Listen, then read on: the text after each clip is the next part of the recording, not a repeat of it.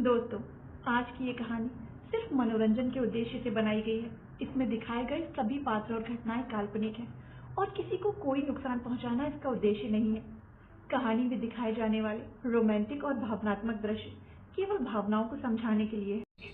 शादी एक इश्क की शुरुआत सीज़न 2 का आज हम देख रहे हैं एपिसोड नंबर 63। इससे पहले के एपिसोड मैंने प्लेलिस्ट में मेंशन कर दिए हैं, तो आप उन्हें वहां जाकर देख सकते हैं। तो चलिए शुरू करते हैं आज का ये नया एपिसोड। हेलो गाइस, ये स्टोरी अब कुछ ही एपिसोड्स के बाद एंड होने वाली है। इस सीज़न के जो भी कपल्स थे उन सभी की स्टोरीज ऑलमोस्ट दिखा दी गई हैं और सभी की अब हैप्पी लाइफ है। इसीलिए अब 20 साल का लीप दिया गया है जिसमें इनके बच्चों की थोड़ी स्टोरी दिखाई जाएगी। फिर कुछ एपिसोड्स के बाद ये स्टोरी कंप्लीट हो जाएगी। Now back to the story. 20 साल बाद बेंगलोर एक घर के गार्डन में शादी की रस्में चल रही थी। लोगों की भीड़ जमा हुई थी। पंडित जी के मंत्र चारों तरफ सुनाई दे रहे थे, जैसे उनकी आवाज़ वहां गूंज रही हो। मंडप पर एक लड़का और एक लड़की बैठे थे। दोनों शादी की रस्मों को करने में व्यस्त थे। साइड में उनके माता पिता खड़े बहुत खुश नजर आ रहे थे, जैसे उनका सपना पूरा हो रहा हो। मंत्र पढ़ते पढ़ते पंडित जी कहते हैं, वर वधू को मंगलसूत्र पहनाइए। उनके कहते ही लड़की अपने पास बैठे लड़के को देखने लगी। वो लड़का चुप था, जैसे उसका ध्यान इस शादी में हो ही ना। उस लड़के के कुछ ना करने पर उसकी माँ आगे बढ़कर झुककर उसके कान में कहती है, रक्षम, आपसे पंडित जी कुछ कह रहे हैं। रक्षम जैसे ही औरत की बात को सुनता है तो उसे देखता है। औरत के चेहरे पर एक अलग ही खुशी देखने को मिल रही थी, जैसे वो इस रिश्ते का कितने बरसों से इंतजार कर रही हो। रक्षम उस औरत के कहने के मुताबिक मंगलसूत्र लेता है और उस लड़की की ओर बढ़कर उसे मंगलसूत्र पहनाने लगता है। वो जैसे ही उसे मंगलसूत्र बांधने वाला होता है तभी अचानक से ही बंदूकों के चलने की आवाज़ आती है। लोग चिल्लाकर इधर से उधर होने लगते हैं। बंदूक की आवाज़ के साथ कुछ सामान भी गिरते जा रहे थे। रक्षम के पास बैठी लड़की भी डर से अपने चेहरे को दोनों हाथों से कवर कर लेती है। वहाँ एक साथ बहुत सारी ब्लैक कार्स आकर रुकती हैं। रक्षम बिना किसी एक्सप्रेशंस के उन सब की ओर देखता है। एक कार का दरवाज़ा खुलता है। उसे खोलने वाला किसी इंसान का हाथ नहीं बल्कि पैर था। किसी के पैर ने उस दरवाजे को खोला था। वो पैर अब ज़मीन पर रखे जाते हैं। सब लोग उस ओर देखते हैं। सभी उस देखने को बेचैन से थे कि आखिर ये पैर है किसका। रक्षम उस पैर को देखने के बाद अपनी नज़रें हटा लेता है, जैसे उसे अंदाज़ा हो गया हो कि ये कौन है। उस कार से अब एक लड़की बाहर निकलती है जिसने ब्लैक कलर की ड्रेस पहनी थी, जो दिखने में कोट जैसी लग रही थी। उसकी ड्रेस थाई से ऊपर थी और उसने जूते पहन रखे थे जो उसके घुटनों के थोड़ा नीचे तक कवर था। बाल खुले थे और आंखों में ब्लैक शेड्स लगे थे। उसे देखते ही उसके बॉडीगार्ड्स अपनी नज़रें झुका लेते हैं, जैसे उसे वेलकम कर रहे हो। वो लड़की रक्षम को देखती है, फिर उसकी ओर बढ़ जाती है। वहाँ जितने भी आए लोग थे वो सब उस लड़की के लिए जगह छोड़ रहे थे। वो लड़की जाकर हवन कुंड को एक लात मारती है। हवन कुंड दूर जाकर गिरता है। रक्षम के पास बैठी लड़की एकदम से डर जाती है। वो लड़की अपनी एड़ियों के बल बैठकर अपने माथे पर पकड़ी बंदूक को रब करती है। उसे ऐसे देख तो पंडित जी भी सुन रह जाते हैं। वो लड़की अपने सिर पर बंदूक रब करते हुए सर्द आवाज में कहती है, जिस भी चीज़ पर मैं उंगली रख दूं तो वो कभी किसी की नहीं हो सकती। अगर वो किसी की होने की कोशिश करती है तो या तो वो बर्बाद होती है या तो उसके इतना बोलते ही वो गन रक्षम के सिर पर रख देती है। उसके ऐसा करते ही रक्षम की माँ पापा बुरी तरह से डर जाते हैं। उसकी माँ जल्दी से आगे आकर घबराते हुए कहती है, कौन हो तुम बेटी और क्यों कर रही हो ऐसा? प्लीज़ मेरे बच्चे को कुछ मत करना। वो लड़की रक्षम को ही देख रही थी, वहीं रक्षम भी अब उसे देखने लगता है। दोनों एक दूसरे को ही देख रहे थे। वो लड़की रक्षम की आंखों में देखते हुए बहुत ही एटीट्यूड अंदाज में कहती है, वैसे तो लोग मुझे हेल क्वीन के नाम से जानते हैं, पर नाम है राव्या, राव्या सूर्यवंशी। राव्या की आवाज़ जैसे उस जगह में गूंज पड़ती है। हेल क्वीन का नाम सुनते ही रक्षम की माँ डर से सहम जाती हैं, क्योंकि हेल क्वीन जब किसी के घर पर नज़र डालती है तो उनकी ज़िंदगी हेल बन जाती है। उनके कदम लड़खड़ा से जाते हैं। राव्या रक्षम की आंखों में देखते हुए गाना गाती है, दूर जाओगे जो तुम, मर जाओगे तुम, सनम तेरी कसम। गाते गाते वो अचानक से ही अपने पास बैठी लड़की के सिर पर शूट करती है। उसके ऐसे करते ही उस गार्डन में एक चीख गूंजती है, टिया। राव्या एकदम से रुक जाती है और रक्षम के सिर पर बंदूक तान कर कहती है, इस बार दूर करने वाले को मारा, अगली बार तुम्हें मारूंगी। मेरी धमकी को सिर्फ धमकी समझने की भूल कभी मत करना। राव्या इतना बोलते ही वहाँ से उठ खड़ी होती है और वहाँ से जाने लगती है। वो सीधे कार में बैठती है। एक बॉडीगार्ड दरवाज़ा बंद करता है। पलक झपकते ही वो सारी कार्स वहाँ से चली जाती हैं। रक्षम तब तक उन सारी गाड़ियों को देखता है जब तक वो उनकी आंखों से ओझल नहीं हो जाती। रक्षम अब अपने पास गिरी लड़की की ओर देखता है, जो कुछ देर पहले उसकी पत्नी बनने वाली थी। टिया के सिर से खून बह रहा था। उसकी माँ दौड़कर आती है और उसके सिर को गोद में उठाकर रोने लगती है। वो रोते हुए उसे पुकारती हैं, टिया, टिया प्लीज़ अपनी आंखें खोलो। लेकिन कहाँ टिया अपनी आंखें खोलने वाली थी। उसकी सांसें उससे छिन चुकी थी। रक्षम चुपचाप बैठा हुआ बस टिया के बेजान शरीर को देख रहा था। हाँ, ये सच था कि यह बस एक ऐसी शादी थी जिसे रक्षम ने राव्या से पीछा छुड़वाने के लिए करनी चाहिए थी। लेकिन उसे क्या पता था कि उसकी वजह से किसी की जिंदगी हमेशा के लिए उजड़ जाएगी। रक्षम इस वक्त खुद को लापरवाह समझ रहा था। वो खुद को एक कातिल समझ रहा था, क्योंकि उसी की वजह से टिया की जान गई थी। अगर वो शादी के लिए मना करता तो कभी उसकी जान नहीं जाती। जहाँ अब तक खुशियों का माहौल चल रहा था, वहीं अब मातम मनाया जा रहा था। जहाँ अब तक सभी के चेहरे पर एक मुस्कान थी, तो वहीं अब वहाँ सभी के चेहरों पर उदासी थी। पलक झपकते ही हालात इस कदर बदल गए कि हंसने वाले चेहरे अब रोने लगे थे। वहीं दूसरी ओर राव्या एक कमरे में आती है। उसके कमरे की दीवार पर एक बड़ा सा पर्दा लगा था, जहाँ एक वीडियो चल रही थी। उसमें एक लड़की दूसरी लड़की का मजाक उड़ा रही थी, उसे परेशान कर रही थी। एक लड़की तो टिया थी, वहीं दूसरी लड़की खुद राव्या थी, या यूं कहें कि राव्या की हमशक्ल थी। और उसकी हमशक्ल यानी उसकी बड़ी दीदी आर्या थी। आर्या की आंखों में अगर चश्मा ना होता तो वो राव्या ही लगती। दोनों बिल्कुल एक जैसी ही दिखती थी। दोनों में कुछ भी डिफरेंस नहीं था, ना हाइट, ना कलर और ना ही बाल। बस डिफरेंस था तो उनकी आंखों में। आर्या की आंखें बहुत ही कमज़ोर थीं, वो बिना चश्मे के देख नहीं पाती थी, तो वहीं राव्या की आंखें इतनी तेज़ थीं कि वो अंधेरे में भी लोगों को पहचान ले। राव्या वीडियो को देखते हुए बेड पर पीठ के बल लेट जाती है और अपनी आंखें बंद कर लेती है। आंखें बंद करते ही राव्या की आंखों के सामने एक सीन आता है, जहाँ करीब 5 साल की 2 बच्चियाँ खेल रही थीं। एक तो टाइगर के ऊपर बैठी थी और एक बच्ची डर से रोते हुए भाग रही थी। डर से भागने वाली बच्ची आर्या थी, तो वहीं टाइगर यानी जेमसन के ऊपर राव्या सवार थी। राव्या अपनी आंखें बंद किए अपने बचपन के पलों को याद कर रही थी। तभी एक लड़का कमरे में अंदर आता है। वो पहले तो पर्दे पे चल रहे वीडियो को देखता है, फिर बेड पर लेटी राव्या को। वो लड़का आगे बढ़कर राव्या के जूते को उसके पैरों से उतारता है। राव्या को तो जैसे कोई होश ही ना हो, वो बस अपने ख्यालों में खोई हुई थी। वो लड़का उसके जूते उतारने के बाद उसे गोद में उठाता है, फिर उसे अच्छे से बेड पर लिटा देता है। उसे लिटाने के बाद वो लड़का जैसे ही वहाँ से जाने वाला होता है, राव्या तुरंत उसका हाथ पकड़ लेती है। उसके हाथ पकड़ते ही वो लड़का रुक जाता है। कमरे में ज़्यादा रोशनी नहीं थी, बस उस वीडियो की वजह से वहाँ रोशनी फैली थी। राव्या की आंखें बंद थी, वो चुपचाप उसके हाथ को पकड़े हुए थी। वो लड़का राव्या के हाथ को धीरे से छुड़ाकर उसके पेट पर रखता है, फिर उसके ऊपर झुकते हुए उसके माथे पर शिद्दत से किस कर लेता है। इतना करते ही वो राव्या के बालों को सहलाते हुए कहता है, you are always right my little rose. ये सुनते ही राव्या के चेहरे से परेशानी गायब हो जाती है।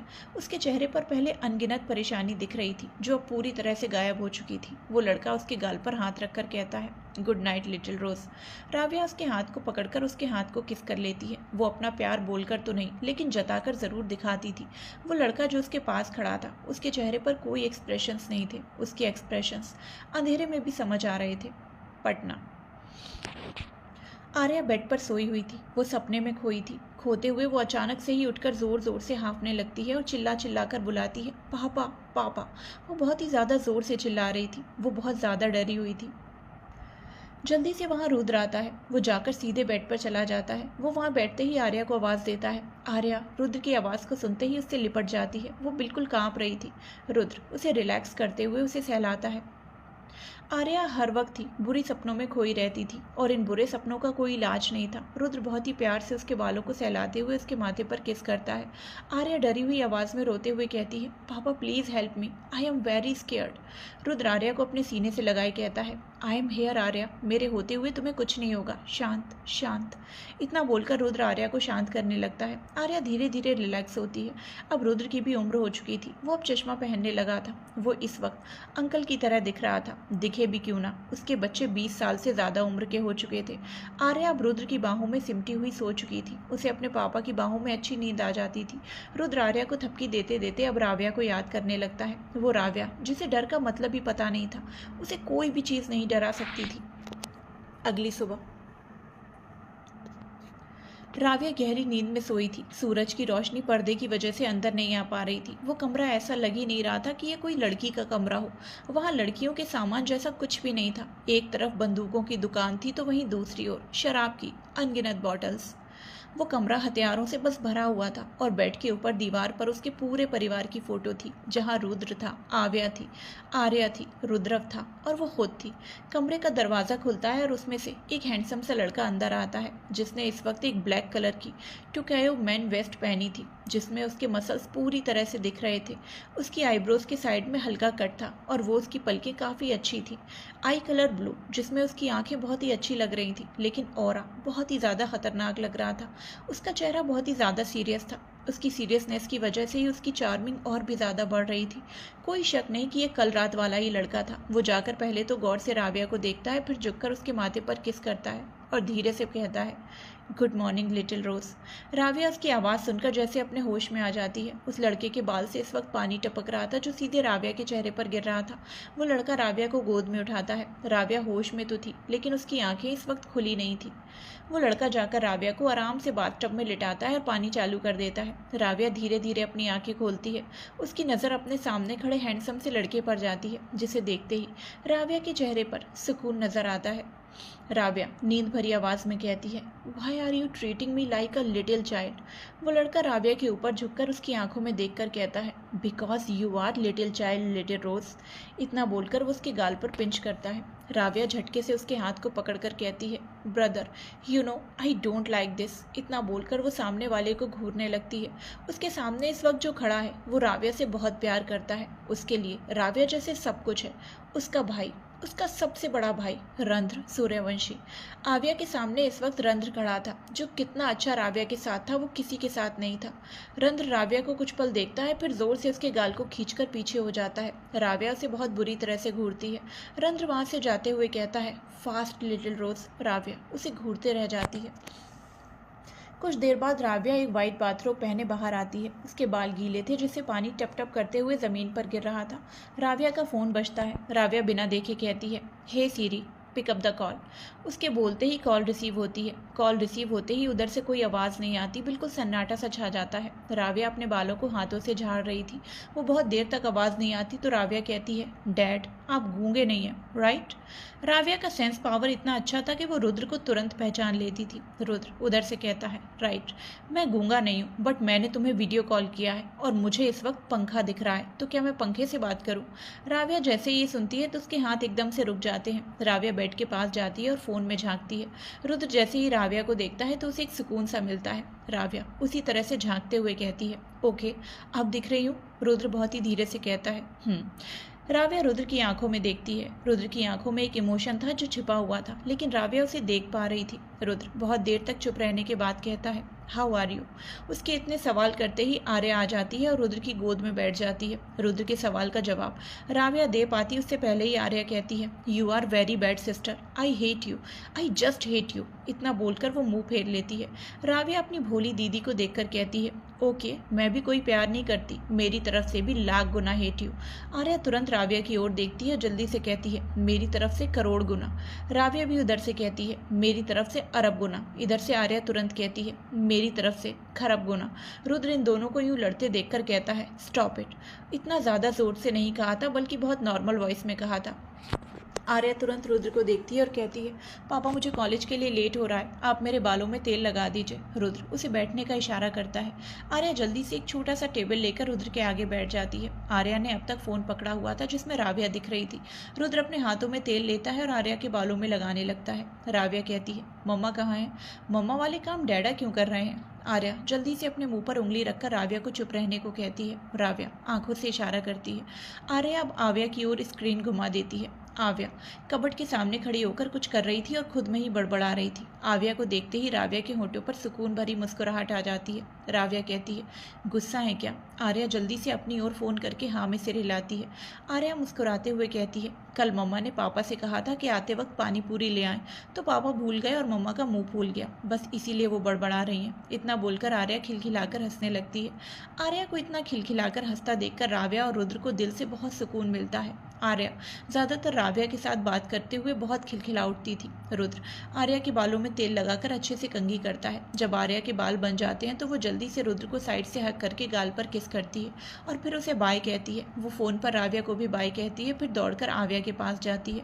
आर्या आव्या को पीछे से गले लगाकर गाल पर किस करके कहती है, बाय मम्मा। इतना बोलकर वो जल्दी से कमरे से निकल जाती है। आव्या पीछे से चिल्लाती है, आराम से जाना, गिर जाओगी। आव्या इतना बोलने के बाद एक नज़र रुद्र को देखती है। रुद्र राव्या से बात करने में बिजी था। ये देखते ही आव्या बहुत बुरी तरह से चिढ़ जाती है। वो कुछ कपड़े ले जाकर सीधे रुद्र के ऊपर फेंकती है। रुद्र अब आव्या को देखता है। आव्या उसे इग्नोर करते हुए कहती है, जिसका जो कपड़ा है वो खुद से धोए, यहाँ मैं फ्री नहीं बैठी हूँ। आव्या उसे सुनाकर चली जाती है। रुद्र कुछ पल आव्या को देख के गहरी सांस लेता है और आव्या को देखता है। राव्या ने अब फ़ोन को ड्रेसिंग टेबल से टिका कर रखा हुआ था और वो खुद अपने बाल बना रही थी। राव्या कहती है, लगता है कुछ ज़्यादा ही नाराज़ हैं। रुद्र और राव्या काफ़ी देर तक बात करते हैं, पर जब बातें खत्म हो जाती हैं तो उधर से रुद्र कॉल कट कर देता है। राव्या अपने बाल बनाने के बाद बाथरोब निकाल कर फेंक देती है और कबर्ड से कपड़े निकाल कर पहनती है। इस वक्त उसने ब्लैक शॉर्ट जीन्स के साथ टॉप और ओवरकोट पहना था, साथ में घुटने तक कवर करने वाले जूते। राव्या अब कमरे से निकलती है। वो जाकर किचन से एक ब्रेड लेती है, उसमें बटर लगाकर खाते हुए वहां से निकल जाती है। राव्या जैसे ही बाहर जाती है, एक बॉडीगार्ड आगे आकर उसके हाथ में गन थमा देता है। राव्या उसे लेकर अपने बैग में रखती है और गाड़ी के पास जाती है। वो जैसे ही गाड़ी के पास पहुंचती है, एक बॉडीगार्ड जल्दी से आगे बढ़कर उसके लिए दरवाज़ा खोलता है। राव्या सीधे अंदर बैठ जाती है। करीब रात के 10 बजे बेंगलुरु बार। रंध्र बिना किसी एक्सप्रेशंस के साथ सोफे पर बैठा हुआ था। सामने कुछ लोग बैठे थे। सबको देखकर ऐसा लग रहा था जैसे सबको किसी का इंतजार हो। रंध्र के चेहरे पर भी एक इंतजार करने की बेचैनी दिख रही थी। कुछ ही पलों में एक लंबा चौड़ा लड़का आता है जो एक आदमी के कॉलर को पकड़कर खींचते हुए ला रहा था। वो लड़का उस आदमी को सोफे पर पटक देता है और टेबल पर बैठकर उसके बाल को बेदर्दी से खींचता है। उस आदमी की चीख निकलती, लेकिन वहाँ की म्यूजिक सिस्टम की वजह से वहाँ आवाज़ गूंज नहीं पाती है। वो लड़का घूर कर उसे देख रहा था। वो गन में एक सेंसर लगाता है और सीधा उस आदमी के मुंह पर शूट करता है। उसके ऐसा करते ही वहां बैठे लोग कांप उठते हैं। कुछ बॉडीगार्ड्स आकर उस आदमी को लेकर चले जाते हैं, लेकिन वहां किसी को पता नहीं चलता कि आखिर में हुआ क्या। वो लड़का सीधे जाकर रंध्र के पास बैठ जाता है। रंध्र उसे एक नज़र देखकर सामने बैठे लोगों को देखता है। सामने बैठे इंसान में से एक कहता है, सूर्यवंशी ब्रदर, अग्नि एंड ज्वाला। रंध्र और वो लड़का एक दूसरे को देखते हैं, जैसे आंखों ही आंखों में वो एक दूसरे को कुछ कह रहे हों। रंध्र का नाम डीलर्स के सामने अग्नि था। वो सारे डीलर्स जैसे ही कुछ बातें करते हैं, फिर हाथ मिलाने के लिए हाथ बढ़ाते हैं, लेकिन अग्नि और ज्वाला में से कोई भी अपना हाथ आगे नहीं करता। दोनों चुपचाप से बैठे थे। उन दोनों से हाथ मिलाना इतना आसान नहीं था। जब वो डीलर्स देखते हैं कि दोनों में से कोई भी हाथ आगे नहीं बढ़ा रहा, तो वो ऐसे ही उठकर चले जाते हैं। अब वहाँ पर रंध्र और उस लड़के के अलावा कोई नहीं था।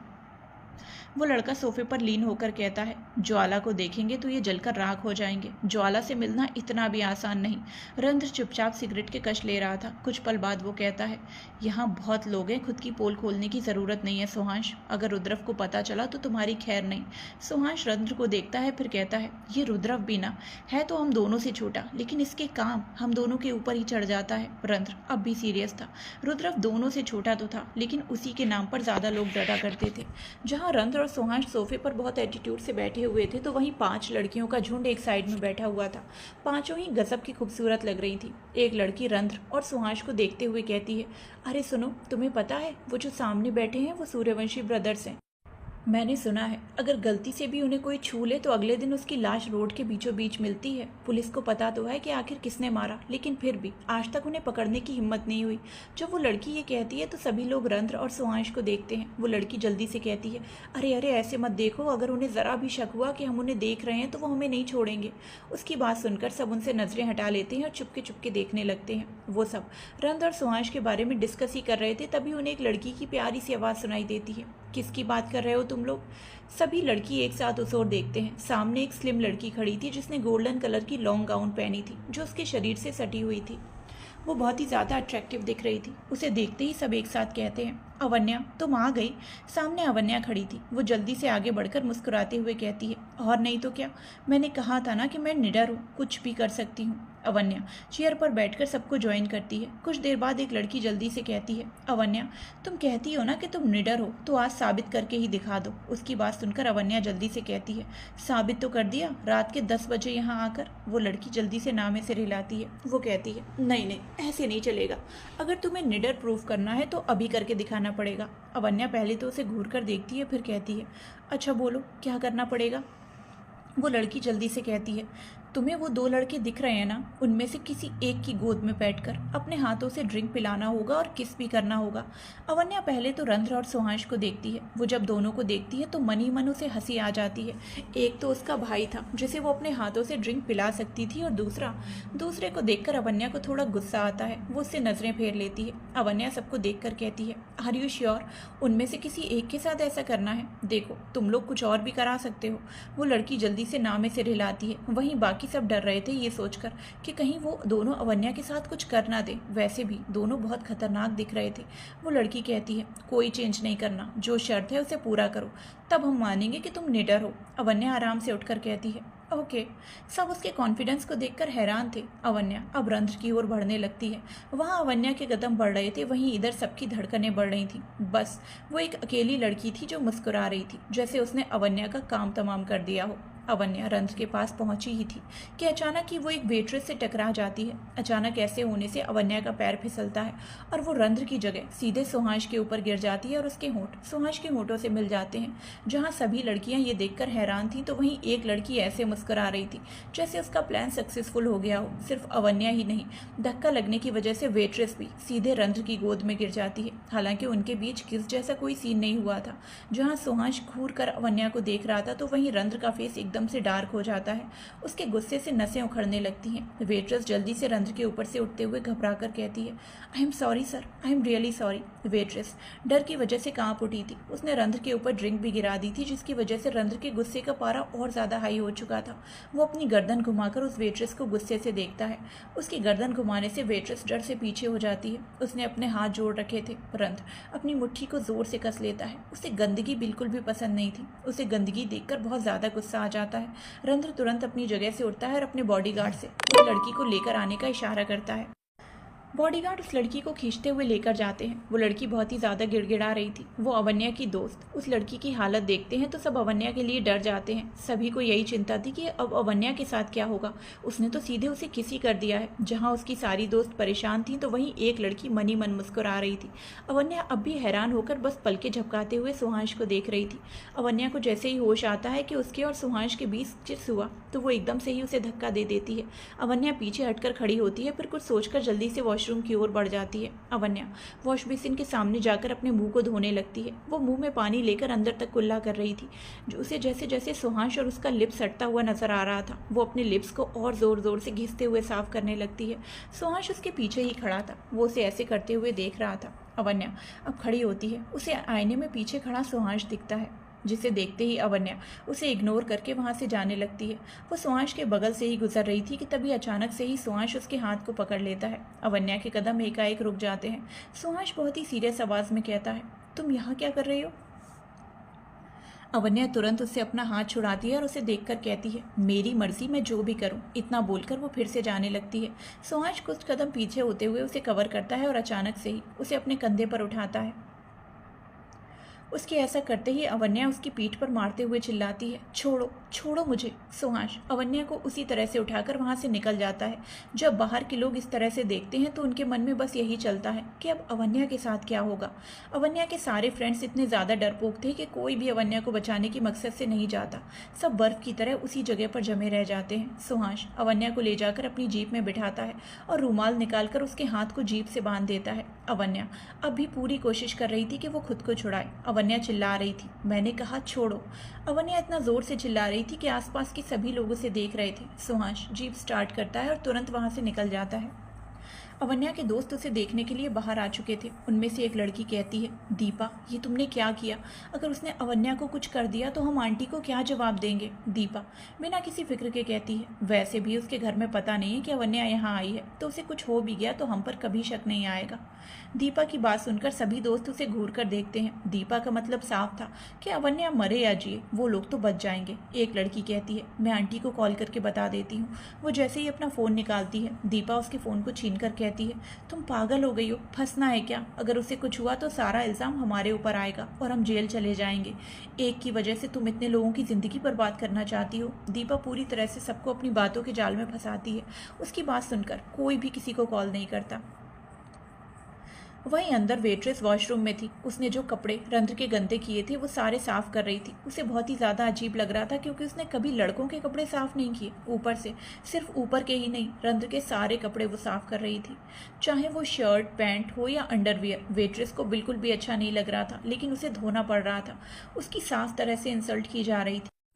वो अब भी रो रही थी। रोते हुए वो साफ कर रही थी। वहीं रंध्र शार के नीचे खड़ा था। उसके शरीर पर इस वक्त कोई कपड़ा नहीं था। रंध्र कुछ देर में एक टॉवल में बाहर आता है। वो वेट्रेस से कपड़े साफ करके निकल चुकी थी। अब रंध्र के सामने खड़ी हो जाती है। रंध्र जैसे ही उसे देखता है उसे काफ़ी तेज़ गुस्सा आता है। उसका चेहरा देखते ही रंध्र को गुस्सा आ रहा था। रंध्र गुस्से से कहता है, मेरे कपड़े कहाँ गए? वेट्रेस सहमी हुई आवाज़ में कहती है, सर वो कपड़े धुल गए हैं, मैंने उन्हें सुखा दिया है। रंध्र सर्द आवाज़ में कहता है, लेकर आओ। वो लड़की जल्दी से जाती है और उसके कपड़े ले आती है। रंध्र कपड़ों को घिन भरी नज़रों से देखता है। वो कहता है, इनको डस्टबिन में फेंको। वो वेट्रेस काफ़ी ज़्यादा हैरान हो जाती है। सबसे पहले तो अगर रंध्र को कपड़े फेंकने ही थे तो उसने उससे साफ करवाए ही क्यों? रंध्र जब देखता है कि वेट्रेस सोच में डूबी है तो अचानक ही वो उस पर चिल्ला पड़ता है, मैंने कहा इसे डस्टबिन में फेंको और फूटो यहाँ से। वेट्रेस जल्दी से रंध्र को यस सर बोलकर कपड़ों को डस्टबिन में फेंकती है और वहाँ से जाने लगती है। तभी रंध्र पीछे से उसे बहुत ही ठंडे लहजे में कहता है, इस कपड़े का पैसा कौन देगा? वेट्रेस के पैर वहीं जम जाते हैं। रंध्र का एक बॉडीगार्ड आकर वेट्रेस को एक स्लिप देता है जिसमें कपड़ों का रेट लिखा हुआ था। वेट्रेस जैसे ही कपड़ों का दाम देखती है तो उसके हाथ पैर ठंडे पड़ जाते हैं। ऊपर से नीचे तक पूरी ड्रेस का दाम 15 लाख था, जिसे देखने के बाद वेट्रेस के दिल की धड़कनें ही बढ़ जाती हैं। यहाँ पूरी ज़िंदगी भर कमाई करने के बावजूद वो बस 5 लाख ही जमा कर पाई थी और रंध्र की ड्रेस का उसे 15 लाख पे करना था। ये अमाउंट उसके लिए बहुत ही ज़्यादा था। वो एकदम से रोते हुए कहती है, सॉरी सर, प्लीज़ मुझे माफ़ कर दीजिए, मैं इतने सारे पैसे पे नहीं कर सकती। रंध्र उसे सर्द नज़रों से घूर रहा था, जिससे वेट्रेस का शरीर भी फिर एक बार काँपने लगा था। रंध्र अपने दांत पीसते हुए कहता है, दोबारा अपनी शक्ल मत दिखाना, जाओ। वो वेट्रेस जल्दी से दौड़कर वहां से भाग जाती है। वहीं दूसरी ओर सोहाश एक फार्म हाउस के सामने कार रोकता है। वो अपनी जीप से उतरकर अवन्या के हाथों को खोलता है और उसके हाथ को पकड़कर खींचते हुए उसे वहां से लेकर जाने लगता है। अवन्या खुद के हाथ को छुड़ाने की अब भी नाकामयाब कोशिश करते जा रही थी। सोहाश उसे खींचते हुए फार्म हाउस के अंदर चला जाता है। हॉल में पहुंचते ही वो चिल्लाता है, आंटी आंटी अंकल। सोहाश ने अब तक अवन्या की कलाई पकड़ी थी। अवन्या अपने हाथ को छुड़ाने के लिए उसके बाजुओं पर मुक्के मार रही थी, लेकिन उससे सोहाश को ज़रा भी फर्क नहीं पड़ रहा था। एकदम से लाइट जलती है। ऊपर से एक औरत और आदमी सीढ़ियों से नीचे आते हैं। वो दोनों और कोई नहीं, अव्यान और प्रज्ञा थे। जहाँ प्रज्ञा ने अपनी आंखों में चश्मा लगा रखा था तो वहीं अव्यान पहले जैसा था वैसा ही था। अवन्या जब देखती है कि उसके मम्मी पापा आ गए तो वो अचानक से ही रोने लगती है। अवन्या रोते हुए अव्यान को देखती है और कहती है, पापा पापा, ये मुझे अपने कमरे से ज़बरदस्ती कहीं उठाकर ले जा रहा है। इसने मेरी कलाई बहुत ज़ोर से पकड़ी है, मुझे बहुत दर्द हो रहा है पापा। सोहाश अवन्या की एक्टिंग देखता है। वहीं अवन्या के ऐसे रोने से अव्यान तो गुस्से से घूरते हुए सोहाश को ही देखने लगता है। अवन्या बहुत ही ज़ोर से चिल्लाते हुए रोती है, पापा मेरा हाथ। अव्यान घूर कर सोहाश के हाथ को देखता है। अव्यान के ऐसे देखने से सोहाश की पकड़ अवन्या के हाथ से छूट जाती है। अवन्या दौड़कर जाती है और अव्यान के सीने में घुस जाती है। वो उसके सीने में घुसकर जोर जोर से रोने लगती है। सोहाश तो बस अवन्या की एक्टिंग को ही देखता रह जाता है। अव्यान अवन्या के बालों को सहलाते हुए सोहाश को ऐसे घूर रहा था जैसे वो सोहाश की जान ही ले लेगा। सिर्फ अव्यान ही नहीं बल्कि प्रज्ञा भी बहुत बुरी तरह से सोहाश को देख रही थी, क्योंकि उसने उसकी प्यारी सी एंजल को रुलाया था। सोहाश जैसे ही अपने जाल में फंस चुका था। अवन्या अपने नाटक को जारी करते हुए यूं ही रोती रही। सोहाश ने एक गहरी सांस ली। वो प्रज्ञा को देखकर कहता है, आंटी आप अपने साथ अपनी बेटी को भी फिल्म इंडस्ट्री में शामिल कर लीजिए, सच कह रहा हूँ आप डबल कमाएंगी। कहते हुए वो वहाँ से चला जाता है। प्रज्ञा जैसे पहले कहा करती थी कि उसे फिल्म इंडस्ट्री में एक्टिंग का काम करना है तो वो कर रही थी। पहले जो वो नहीं कर पाई वो अब आराम से कर रही थी। सोहाश की बात सुनकर प्रज्ञा शक भरी नज़रों से अवन्या को देखती है। उन्हें इतना तो यकीन हो चुका था कि शायद ज़रूर अवन्या ने ही कुछ किया होगा। वो अवन्या को ऊपर से नीचे तक देखती है। अवन्या ने क्लब जाने वाली ड्रेस पहनी थी। प्रज्ञा उसे घूर कर पूछती है, अगर वो आपको ज़बरदस्ती लेकर जा रहे थे तो ये कपड़े आपने कैसे पहन लिए? और जब चिल्लाने की आवाज़ आई तो वो आपकी तो नहीं लग रही थी। अवन्या को समझ आ गया कि अब उसका झूठ पकड़ा जाएगा, इसीलिए वो और ज़ोर से रोते हुए अव्यान से कहती है, देखो पापा मम्मा मुझ पर शक कर रही हैं, वो दूसरों की बातों में आ रही हैं, उन्हें अपनी बेटी पर विश्वास ही नहीं है। अवन्या बहुत ज़ोर से रो रही थी ताकि प्रज्ञा का शक उस पर से हट जाए।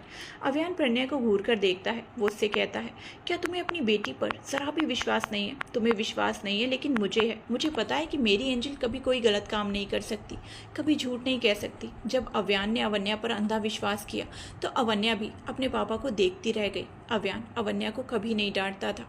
अवन्या की आंखों में एक भी आंसू नहीं थे। हाँ, क्योंकि वो नाटक कर रही थी तो आंसू कहाँ से आने वाले थे। अवन्या को गिल्टी सा फील होता है। अवन्या अव्यान से दूर होकर अपने कान पकड़ लेती है और अव्यान को देखते हुए कहती है, आई एम सॉरी पापा, मैं आप लोगों को बिना बताए क्लब गई थी। मैंने आपसे झूठ कहा कि मैं। इतना बोलते ही वो रुक जाती है। अवन्या से झूठ बोलना बिल्कुल भी सहा नहीं जाता। उसके पापा उस पर इतना अंधा विश्वास करते हैं तो इसका मतलब ये थोड़ी था कि वो उनका फ़ायदा उठाएगी। जब प्रज्ञा ये सुनती है तो उसे बहुत बुरी तरह से घूरती है, लेकिन अव्यान नॉर्मल था। उसके चेहरे पर ज़्यादा हैरानी वाले भाव नहीं आए। अव्यान बहुत ही नॉर्मल आवाज़ में कहता है, एंजल, झूठ बोलना गलत है। अवन्या अब इमोशनल सी हो जाती है। वो रोने वाला मुंह बनाए कहती है, आई एम रियली सॉरी पापा। अव्यान उसके करीब जाकर उसे अपने सीने से लगाता है और उसके माथे पर किस करके कहता है, कोई बात नहीं, अगली बार से ऐसा कभी मत करना, ठीक है।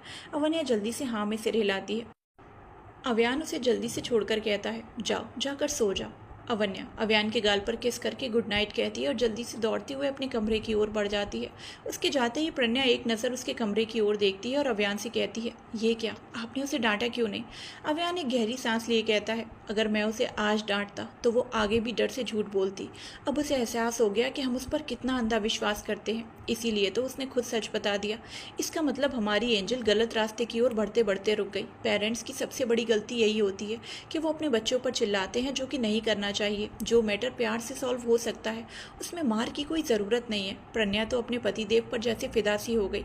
अव्यान सिर्फ अच्छा बेटा या अच्छा हस्बैंड ही नहीं, बल्कि वो तो बहुत अच्छा फादर भी था। प्रज्ञा का तो अव्यान पर बहुत प्यार आ रहा था। वो जल्दी से आगे बढ़कर अव्यान के गले लग जाती है और कहती है, आप इतने अच्छे कैसे हो सकते हो? अव्यान अपनी भौहें चढ़ाए कर तो कहता है, तो क्या बुरा बन जाऊं? प्रज्ञा सिर उठाकर जल्दी से ना में सिर हिलाती है। अव्यान प्रज्ञा के माथे पर किस करते हुए कहता है, चलो हम भी सो जाते हैं, कल तुम्हारी शूटिंग है और मेरी मीटिंग है। प्रज्ञा हाँ कहती है। उसके साथ दोनों कमरे में चले जाते हैं। वहीं दूसरी ओर राव्या कार के बोनट पर बैठी हुई थी। उसके आसपास बहुत सारे बॉडीगार्ड्स खड़े थे। राव्या बोनट पर लेटकर सामने दिख रहे चांद को देख रही थी। कुछ देर बाद वहाँ एक कार आकर रुकती है। वहाँ से कुछ लोग बाहर आते हैं। एक आदमी आगे बढ़कर कहता है, हेल क्वीन। राव्या वैसी ही लेटी रहती है। वो आदमी कहता है, माल आ गया।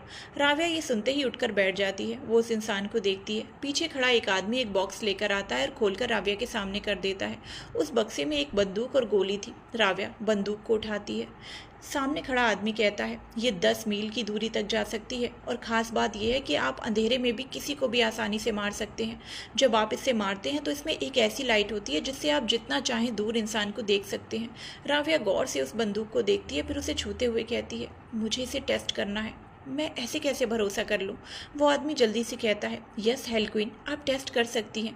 यहाँ कई दूरी पर पेड़ दिख जाएंगे आपको। राव्या तुरंत कहती है, मुझे पेड़ों पर नहीं, इंसानों पर टेस्ट करना है। क्या पता पेड़ में तो लग गई लेकिन इंसान ही नहीं मरा। उसकी बात सुनकर सब एक दूसरे को देखने लगते हैं। सभी का शरीर ठंडा पड़ जाता है। इंसान पर करना है, इसका मतलब क्या था? क्या अब उनमें से किसी को मरना होगा? ये सोचकर सभी को डर लग रहा था। राव्या उस बंदूक को बड़े ही शिद्दत से देखते हुए किसी को आवाज़ देती है, अजेंद्र। उसकी आवाज़ से राव्या का एक बॉडीगार्ड आगे आता है। वो राव्या के सामने खड़ा हो जाता है। राव्या उसे देखती है, फिर अचानक ही उसके कॉलर को पकड़कर उसकी गर्दन में सूंघने लगती है। अजेंद्र की हालत खराब हो जाती है। राव्या उसकी गर्दन को सूंघते हुए गहरी आवाज़ में कहती है, क्या खुशबू है, मेरे परफ्यूम से भी ज़्यादा दाम का परफ्यूम लग रहा है। इतना बोलते ही वो अचानक से ही उसे धक्का देती है, जिससे अजेंद्र दूर हो जाता है। राव्या गोली को बंदूक में डालते हुए कहती है, भागो। ये सुनकर अजेंद्र के शरीर में गर्म पसीने बहने लगते हैं। राव्या गोली डालने में बिजी थी। वो अचानक से रुककर अजेंद्र को देखती है। अजेंद्र अब भी वहीं खड़ा था। राव्या उसे देखकर अपने दांत भींचते हुए बहुत भारी आवाज़ में कहती है, आई सेड गो। इस बार अजेंद्र वहाँ से भाग जाता है। राव्या गोली भर रही थी। वो बहुत ही आराम से उसे भर रही थी। कहीं वो गोलियों को साफ कर रही थी तो कहीं वो गोलियों पर फूंक मार रही थी।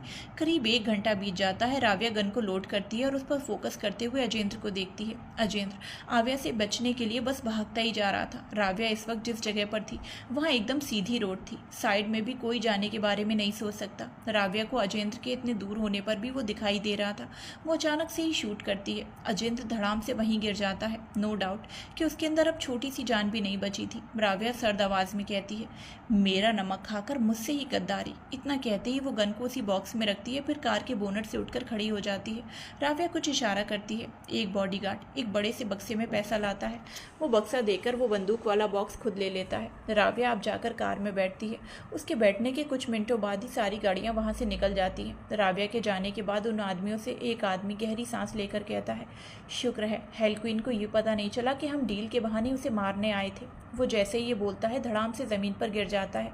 उसके साथ आए आदमी घबरा जाते हैं। वो सब कुछ रिएक्ट करते हैं उससे पहले ही वो सब भी एक एक करके ज़मीन पर गिर जाते हैं। उनके हाथ से बक्सा भी छूट जाता है जिससे पैसे गिर जाते हैं। उन लोगों के खून से पैसा पूरी तरह से खून से लथपथ हो चुका था। इधर राव्या गन पर फूंक मारकर बड़े ही एटीट्यूड वाले अंदाज में कहती है, गुड शॉट। उसके चेहरे पर एक अलग ही चमक थी, या यूं कहें कि खुद के लिए प्राउडनेस। अगले दिन रंध्र और सोहांश जीप में थे। दोनों कहीं जा रहे थे। रंध्र ड्राइव कर रहा था तो वहीं सोहांश उसके बगल में बैठा हुआ था। सोहांश अवन्या की शिकायत करते हुए कहता है, पता नहीं तुम्हारी वो बहन खुद को क्या समझती है यार, मतलब हद करती है। उसका ड्रामा देखकर तो कोई भी डायरेक्टर उसे अपनी मूवी में लेने को राजी हो जाएगा। रंध्र बिल्कुल चुप था, जैसे उसे कुछ सुनाई ही ना दे रहा हो। वो शांत था मगर उसका ऑरा डार्क था। सोहांश उसे चुप देखकर थोड़ा चिढ़ सा जाता है। सोहांश कुछ कहता उससे पहले ही रंध्र अचानक ही ब्रेक मारता है। उसके ब्रेक मारते ही एक लड़की की चिल्लाने वाली आवाज़ आती है, आह। वहीं सोहांश का सिर आगे जाकर बहुत ज़ोर से लगता है। उसके ऐसे लगता है जैसे किसी ने उसके सिर को पत्थर से फोड़ दिया हो। सोहांश अपना सिर उठाकर बहुत बुरी तरह से घूरते हुए रंध्र को देखता है। रंध्र का ध्यान सामने गिरे कुत्ते के बच्चे पर पड़ता है। रंध्र जीप से उतरकर कुत्ते के बच्चे को उठाता है और उसे साफ करता है। रंध्र को किसी से कोई मतलब नहीं था कि आसपास कौन है। उसका ध्यान बस कुत्ते के पिल्ले पर था। रंध्र अपनी एड़ियों के बल बैठा हुआ था, तभी उसे अपने कंधे पर किसी के हाथ महसूस होते हैं। एक अनजाने टच को महसूस करते ही रंध्र का चेहरा एकदम से सर्द हो जाता है। रंध्र अचानक ही उस हाथ को अपने कंधे से हटाने के लिए उसे जोर से झटकता है। उसके ऐसा करते ही छपाक करके कुछ गिरने की आवाज़ आती है। रंध्र कुत्ते के पिल्ले को लेकर साइड में चला जाता है। वो उसे साइड में छोड़ देता है। अब वो जीप में बैठने को बढ़ने ही वाला था कि तभी उसकी नज़र ज़मीन पर गिरी लड़की पर जाती है। उसने इस वक्त स्कूल ड्रेस पहनी थी और कीचड़ वाले पानी में गिरी हुई थी। उसने एक कछुआ वाला बैग टांगा हुआ था। स्कूल की बच्ची को देखकर रंध्र के एक्सप्रेशंस बदल जाते हैं। रंध्र जाकर उसके सामने खड़ा हो जाता है और अपना हाथ बढ़ा देता है। वो लड़की जैसे ही रंध्र के हाथ को देखती है तो वो सिर उठाकर देखती है। रंध्र उसे देख नहीं रहा था, उसने बस अपना हाथ बढ़ाया हुआ था। वो लड़की ये देखकर खुद उठकर खड़ी हो जाती है। वो रंध्र के हाथ का सहारा नहीं लेती। रंध्र को जब एहसास होता है कि वो लड़की उठ चुकी है तो वो अपना हाथ हटा लेता है। उसे ज़रा भी फर्क नहीं पड़ता कि वो लड़की कैसे उठी। उसने हेल्प के लिए हाथ बढ़ाया था। जब उसने नहीं पकड़ा तो रंध्र को घंटा कुछ बिगड़ने वाला था। रंध्र अपनी पॉकेट से 100 रुपये का नोट निकालता है और उस लड़की की ओर बढ़ाते हुए बिना देखे कहता है, इससे अपनी ड्रेस साफ करवा लेना। जैसे ही वो लड़की ये सुनती है तो वो कभी रंध्र को देखती तो कभी पैसे को। वो लड़की एकदम से कहती है, मुझे पैसे नहीं चाहिए, आपने मुझे गिराया, उसके बदले बस एक सॉरी बोलिए। सोहांश जब ये सुनता है कि एक स्कूल की बच्ची रंध्र से सॉरी बुलवा रही है तो उसे बहुत हंसी आती है, क्योंकि रंध्र कभी किसी को सॉरी नहीं बोलता था। रंध्र वो वैसे भी अपने पर्स में रखता है और उस लड़की को बिना देखे जाने लगता है। उसे ऐसे जाते देखकर वो लड़की कहती है, आपने मुझे अभी तक सॉरी नहीं कहा है। रंध्र के कदम नहीं रुकते। वो सीधे जाकर जीप में बैठता है। जीप से सोहांश उस लड़की से कहता है, बच्ची एक काम करो, ये पैसे ले लो और अच्छी सी टॉफ़ी खा लेना, लेकिन मेरे भाई से सॉरी सुनने का एक्सपेक्ट भी मत करना। वो लड़की थोड़ी ज़िद्दी होकर कहती है, क्यों नहीं बोलेंगे सॉरी, उन्होंने मुझे दो बार गिराया है, सॉरी बोलिए वरना मैं आप दोनों को कहीं नहीं जाने दूंगी। रंध्र जीप को थोड़ा पीछे करता है और उसे स्टार्ट करके बहुत तेज़ी से बढ़ाता है। वो लड़की बीच में ही खड़ी थी और हटने का नाम ही नहीं ले रही थी। वो डटी हुई वहीं खड़ी रहती है, लेकिन जब उसे लगता है कि जीप नहीं रुकेगी तो वो साइड में कूद जाती है। फिर एक बार छपाक की आवाज़ के साथ वो लड़की नीचे गिर जाती है। वो लड़की अब बुरी तरह से चिढ़ जाती है। वो जीप बिना रुके जा रही थी। वो लड़की उसी कीचड़ में पड़ी हुई जोर जोर से चिल्लाती है, बैड अंकल, आपके सिर के सारे बाल गिर जाएं, गंजे हो जाएं, टकले हो जाएं, आपकी गर्लफ्रेंड भी टकली हो जाए, आपके सारे बच्चे भी टकले पैदा हों, गंजे पैदा हों। वो लड़की तब तक चिल्लाती रहती है जब तक वो जीप उसकी आंखों के सामने से ना चली गई हो। उसे बहुत गुस्सा आ रहा था। वो लड़की अब खड़ी होती है और खुद को देखती है। अब उसे रोने का मन कर रहा था, क्योंकि कल ही उसने ड्रेस साफ की थी। वो बिल्कुल वाइट ड्रेस थी। वो रोनी सूरत बनाकर कहती है, कितने बुरे अंकल हैं, मेरे सारे कपड़े खराब कर दिए, अब मैं स्कूल कैसे जाऊंगी। उसका मन कर रहा था जैसे अगर रंध्र इस वक्त उसके पास होता तो बस उसे कीचड़ में डुबा डुबा कर मारती। वो लड़की कुछ देर तक खुन्नस भरी नजरों से जीप जिधर गई थी उधर देखती है, फिर अपने पैर पटकते हुए वहां से चली जाती है। वहीं रंध्र एक हॉस्पिटल के बाहर जीप रोकता है। वो जीप से उतरता है, तभी स्वांश भी उतरते हुए कहता है, यार तूने तो वो स्कूल बच्ची के साथ गलत किया, इतने बुरे तरीके से भी नहीं गिराना चाहिए था।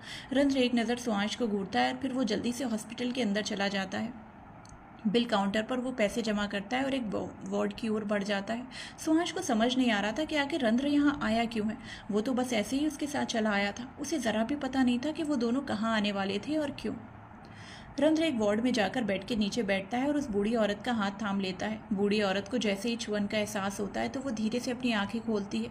रंध्र को देखते ही वो औरत दर्द में भी हल्का सा मुस्कुरा देती है। वो रंध्र के सिर पर हाथ रखकर कहती है, बस बहुत जी लिया मैंने बेटा, अब और नहीं होता। अब तो डॉक्टर ने भी बोल दिया है कि अब मेरा कुछ नहीं हो सकता। रंध्र चुपचाप उनकी बातें सुन रहा था। उनकी बातें सुनकर वो उस औरत के हाथ को कसकर थाम लेता है ताकि वो उसने हिम्मत दे सके। वो औरत कहती है, अब बस मेरी पोती को इन्फॉर्म कर दीजिए कि मैं यहाँ हूँ। उसे तो पता है कि अब भी मैं ठीक हूँ और काम पर गई हूँ।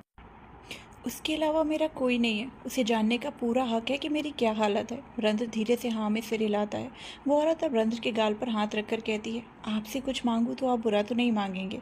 रंध्र नाम में सिर हिलाता है। वो औरत कुछ पल चुप रहती है, जैसे वो बोलने से हिचकिचा रही हो। काफ़ी देर की शांति के बाद वो कहती है, बेटा क्या आप पूरी ज़िंदगी मेरी पोती की जिम्मेदारी ले सकते हैं? मैंने आप जैसा इंसान कहीं नहीं देखा। अब तो मैं किसी पर भरोसा भी नहीं कर सकती, क्योंकि मेरे खुद के बेटे ने मुझे और मेरी पोती को धक्के मारकर बाहर कर दिया। रंध्र उसके हाथ को पकड़कर हाँ में सिर हिलाता है। उसकी मंजूरी देखकर उस बूढ़ी औरत के होठों पर एक बड़ी सी मुस्कुराहट तैर गई। भले वो जितना भी दर्द में हो, फिलहाल उन्हें अपनी पोती की फिक्र थी। वहाँ एक डॉक्टर आते हैं और उस औरत को इंजेक्शन देते हैं। इंजेक्शन की वजह से वो बूढ़ी औरत ज़्यादा देर तक अपनी आंखें खुली नहीं रख पाती। उसकी आंखें बंद हो जाती हैं। वो बस दवाई का असर था। रंध्र और सुहास अब वहाँ से निकलते हैं। सुहास रंध्र के पीछे जाते हुए कहता है, ये तो तुम्हारे घर में मेड का काम करती है ना? रंध्र बस धीरे से हाँ में सिर हिलाता है। सुहास कन्फ्यूज होकर पूछता है, क्या हुआ है इन्हें? रंध्र एक गहरी सांस लेकर कहता है, ब्रेन ट्यूमर, जिसका इलाज पॉसिबल तो होना चाहिए, लेकिन बहुत मुश्किल के बावजूद कुछ नहीं हुआ। इतना बोलते ही रंध्र खामोश हो जाता है। सुहास भी खामोश सा रह जाता है। रंध्र अब अपने एक बॉडीगार्ड से कहता है, इनकी पोती को अपनी दादी के बारे में इन्फॉर्म कर दो और हो सके तो उसे आज ही यहाँ लेकर आना। जब लेकर आओ तो मुझे भी इन्फॉर्म कर देना। वो बॉडीगार्ड हाँ में सिर हिलाता है। सुहास और रंध्र वहाँ से चले जाते हैं। इधर एक लड़का गंगा नदी के अंदर से निकलता है। पानी की गहराई में डूबा हुआ उसका शरीर बहुत भीग चुका था। बिना एक्सप्रेशन का चेहरा, जो देखकर किसी को उसकी फीलिंग के बारे में कुछ भी पता ना हो। वो लड़का गंगा के पानी से निकलता हुआ बाहर आता है। उसका ऊपरी भाग खाली था, या यूं कहें कि उसमें कोई कपड़ा नहीं था। उसने एक सफ़ेद रंग की धोती पहनी थी, जो गीली होने की वजह से कुछ हद तक उसके शरीर को झाँकने पर मजबूर कर रहा था। मंदिर के हर एक सीढ़ियों पर एक बॉडीगार्ड खड़े थे, जैसे सीढ़ियों पर पिलर खड़े होते हैं। एक बॉडीगार्ड उसकी ओर इसी तरह के सफ़ेद धोती बढ़ाता है। कुछ बॉडीगार्ड आकर उसे घेर लेते हैं, जिससे वो छुप जाता है। कुछ ही पलों में बॉडीगार्ड उसके आमने सामने से हटते हैं। उनके हटते ही वो लड़के की भीगी धोती हटकर सूखी आ जाती है। अब वो आगे बढ़ता है और एक जगह जाकर बैठ जाता है। पंडित जी बैठे हुए थे। वो लड़का पिंडदान की विधि को पूरा कर रहा था। कुछ देर तक पिंडदान की विधि होती रहती है। वो लड़का कुछ देर बाद पिंड उठाकर गंगा जल में प्रवाह कर देता है। वो बहुत शांति से ये सब कर रहा था। जब सारा कुछ हो जाता है तो वो मंदिर से निकल जाता है। उसके पीछे उसके बॉडीगार्ड फौज की तरह खड़े हुए थे। एक बॉडीगार्ड उसके पीछे आते हुए कहता है, बॉस, जांचने पर पता चला कि वो हेल क्वीन है। उसका असली नाम राव्या सूर्यवंशी है। वो रुद्र सूर्यवंशी की बेटी है और सूर्यवंशी ब्रदर्स की इकलौती बहन। उसका अगर कोई नुकसान के बारे में सोचता है तो वो बस सोचता ही रह जाता है। वो लड़का जैसे जैसे ये सुनते जा रहा था, उसके चेहरे पर अजीब अजीब से भाव उभरने लगते हैं। वो लड़का तिरछा मुस्कुराते हुए कहता है, टक्कर बराबरी वाले के साथ ही अच्छी लगती है। हेल क्वीन, मैं आ रहा हूँ तुम्हारी ज़िंदगी को हेल बनाने। इतना बोलते हुए उसके होठों पर शैतानी भरी मुस्कुराहट आ जाती है। रुद्र की बेटी आर्या को हमेशा से ही दुनिया की नज़रों में छुपाया गया था। किसी को भी पता नहीं था कि आर्या रुद्र की बेटी है या फिर सूर्यवंशी ब्रदर्स की सिस्टर है। वो इसीलिए ताकि आर्या सेफ रहे। और रही आर्या के चेहरे की बात, तो किसी ने भी राव्या के चेहरे को नहीं देखा था। वो बहुत कम ही अपना चेहरा दिखाती थी। किसी को भी उसके चेहरे का ज्ञान नहीं था। कुल मिलाकर ये सब कुछ आर्या की सेफ्टी के लिए था। उस लड़के का बॉडीगार्ड सामने आकर एक तस्वीर दिखाते हुए कहता है, बॉस ये उसकी तस्वीर है जो बहुत मुश्किल से हमें मिली है। ये सुनते ही उस लड़के के चेहरे पर जो मुस्कुराहट थी वो एकदम से गायब हो जाती है। वो उस तस्वीर को देखता है। अब ये तस्वीर उसके माइंड में छाप छोड़ चुकी थी। वो उस तस्वीर को गिराकर उसके पैरों तले कुचलता है, जैसे वो राव्या को ही कुचल रहा हो। उसका कुचलने से मन नहीं भरा तो वो उसकी तस्वीर को जला देता है, जैसे वो राव्या को ही जला रहा हो और वो जलकर खाक हो गई हो। उस लड़के की आंखों में राव्या के लिए बेशुमार नफरत थी, जो किसी ज्वालामुखी की तरह फटने की कगार पर थी। वहीं दूसरी ओर आर्या के पैर में हल्की चोट लगी थी। वो हल्का लड़खड़ाते हुए एक कार के पास जाती है। कार के पास जाकर वो कार का दरवाज़ा खोलती है और वहाँ बैठ जाती है। ड्राइविंग सीट पर रुद्र बैठा हुआ था। वो कब से आर्या के चलने के अंदाज को नोटिस कर रहा था। उसके बैठते ही रुद्र उसके पैर को देखता है। आर्या मुंह बनाते हुए कहती है, बीच में अचानक से पत्थर आ गया और लग गई। रुद्र उसके चेहरे को देखता है जो बहुत मासूम था। रुद्र आर्या के पैर को अपनी गोद में रखता है। उसकी सैंडल को निकालकर फर्स्ट एड बॉक्स से दवाई निकालता है। आर्या के पैर में इतनी ज़्यादा भी नहीं लगी थी, बस बहुत थोड़ा सा लगा था। उसी से उसका बुरा हाल हो गया था। आर्या के अंदर दर्द सहने की सहन शक्ति नहीं थी। वो अपने छोटे से छोटे दर्द को सह नहीं पाती थी।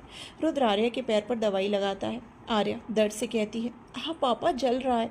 रुद्र एक नज़र उसे देखता है, फिर उसकी चोट को फूंकते हुए दवाई लगाता है। आर्या ने दर्द की वजह से नज़रें दूसरी ओर कर ली थी।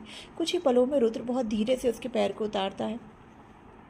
इतना करते ही वो उसे बहुत शांति से पूछता है, अब ठीक है? आर्या जल्दी से सिर हाँ में हिलाती है। रुद्र अब कार स्टार्ट करता है। उसी के साथ आर्या जल्दी से कहती है, पापा कल आपने कहा था कि आप मुझे आइसक्रीम खिलाएंगे और उसके साथ में बर्गर भी। मुझे भूख लगी है, अभी खाना है। रुद्र बिना किसी आर्ग्यूमेंट के अपनी बेटी की बात मानते हुए कहता है, ओके। ये सुनते ही आर्या बहुत खुश होती है।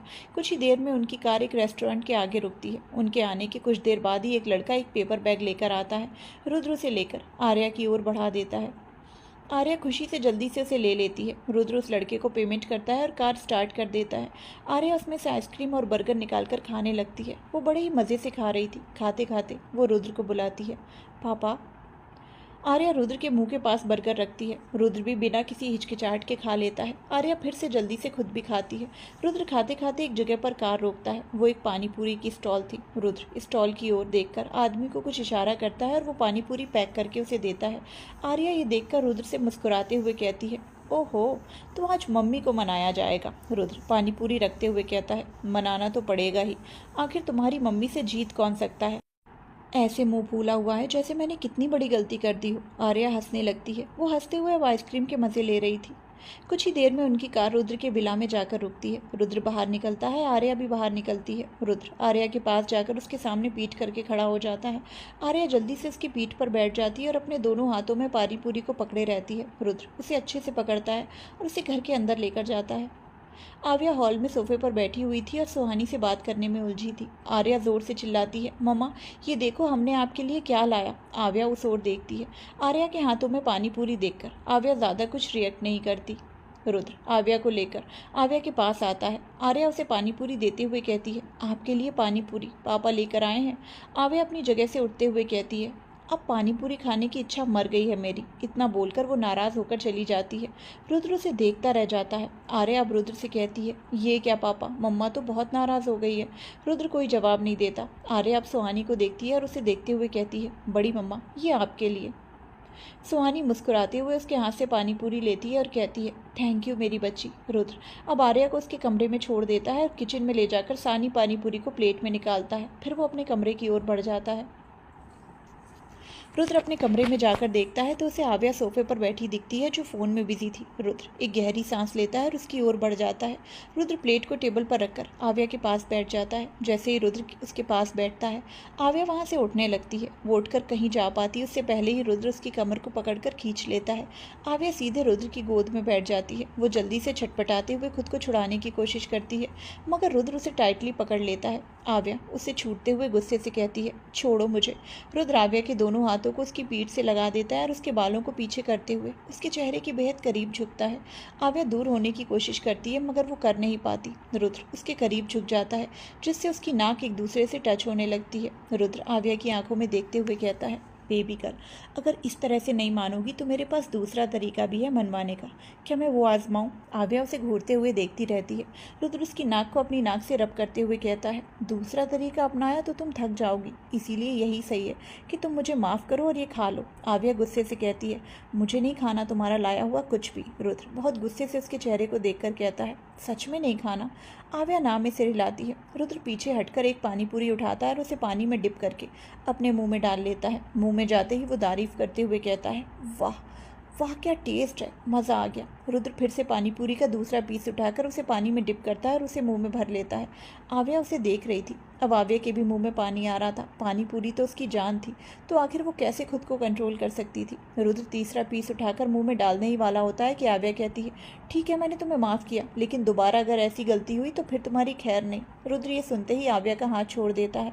आव्या उसकी गोद से उठकर सोफे पर बैठती है और प्लेट को अपनी तरफ कर लेती है। वो रुद्र को देखकर उसके हाथ में पकड़ा पानी पूरी भी लेकर कहती है, ये मेरा है। इतना कहकर वो मुंह में डाल लेती है। रुद्र उसकी इस हरकत पर हल्का सा मुस्कुरा देता है। आव्या अब अपनी पानी पूरी को खाने में बिजी हो जाती है। उसने तो जैसे रुद्र को इग्नोर ही कर दिया था। कुछ पल तक तो रुद्र उसे नोटिस करता है, लेकिन जब उसे ये बात नोटिस होती है कि आव्या पानी पूरी की वजह से उसे इग्नोर कर रही है, तो एकदम से उसके फेस एक्सप्रेशंस बदल जाते हैं।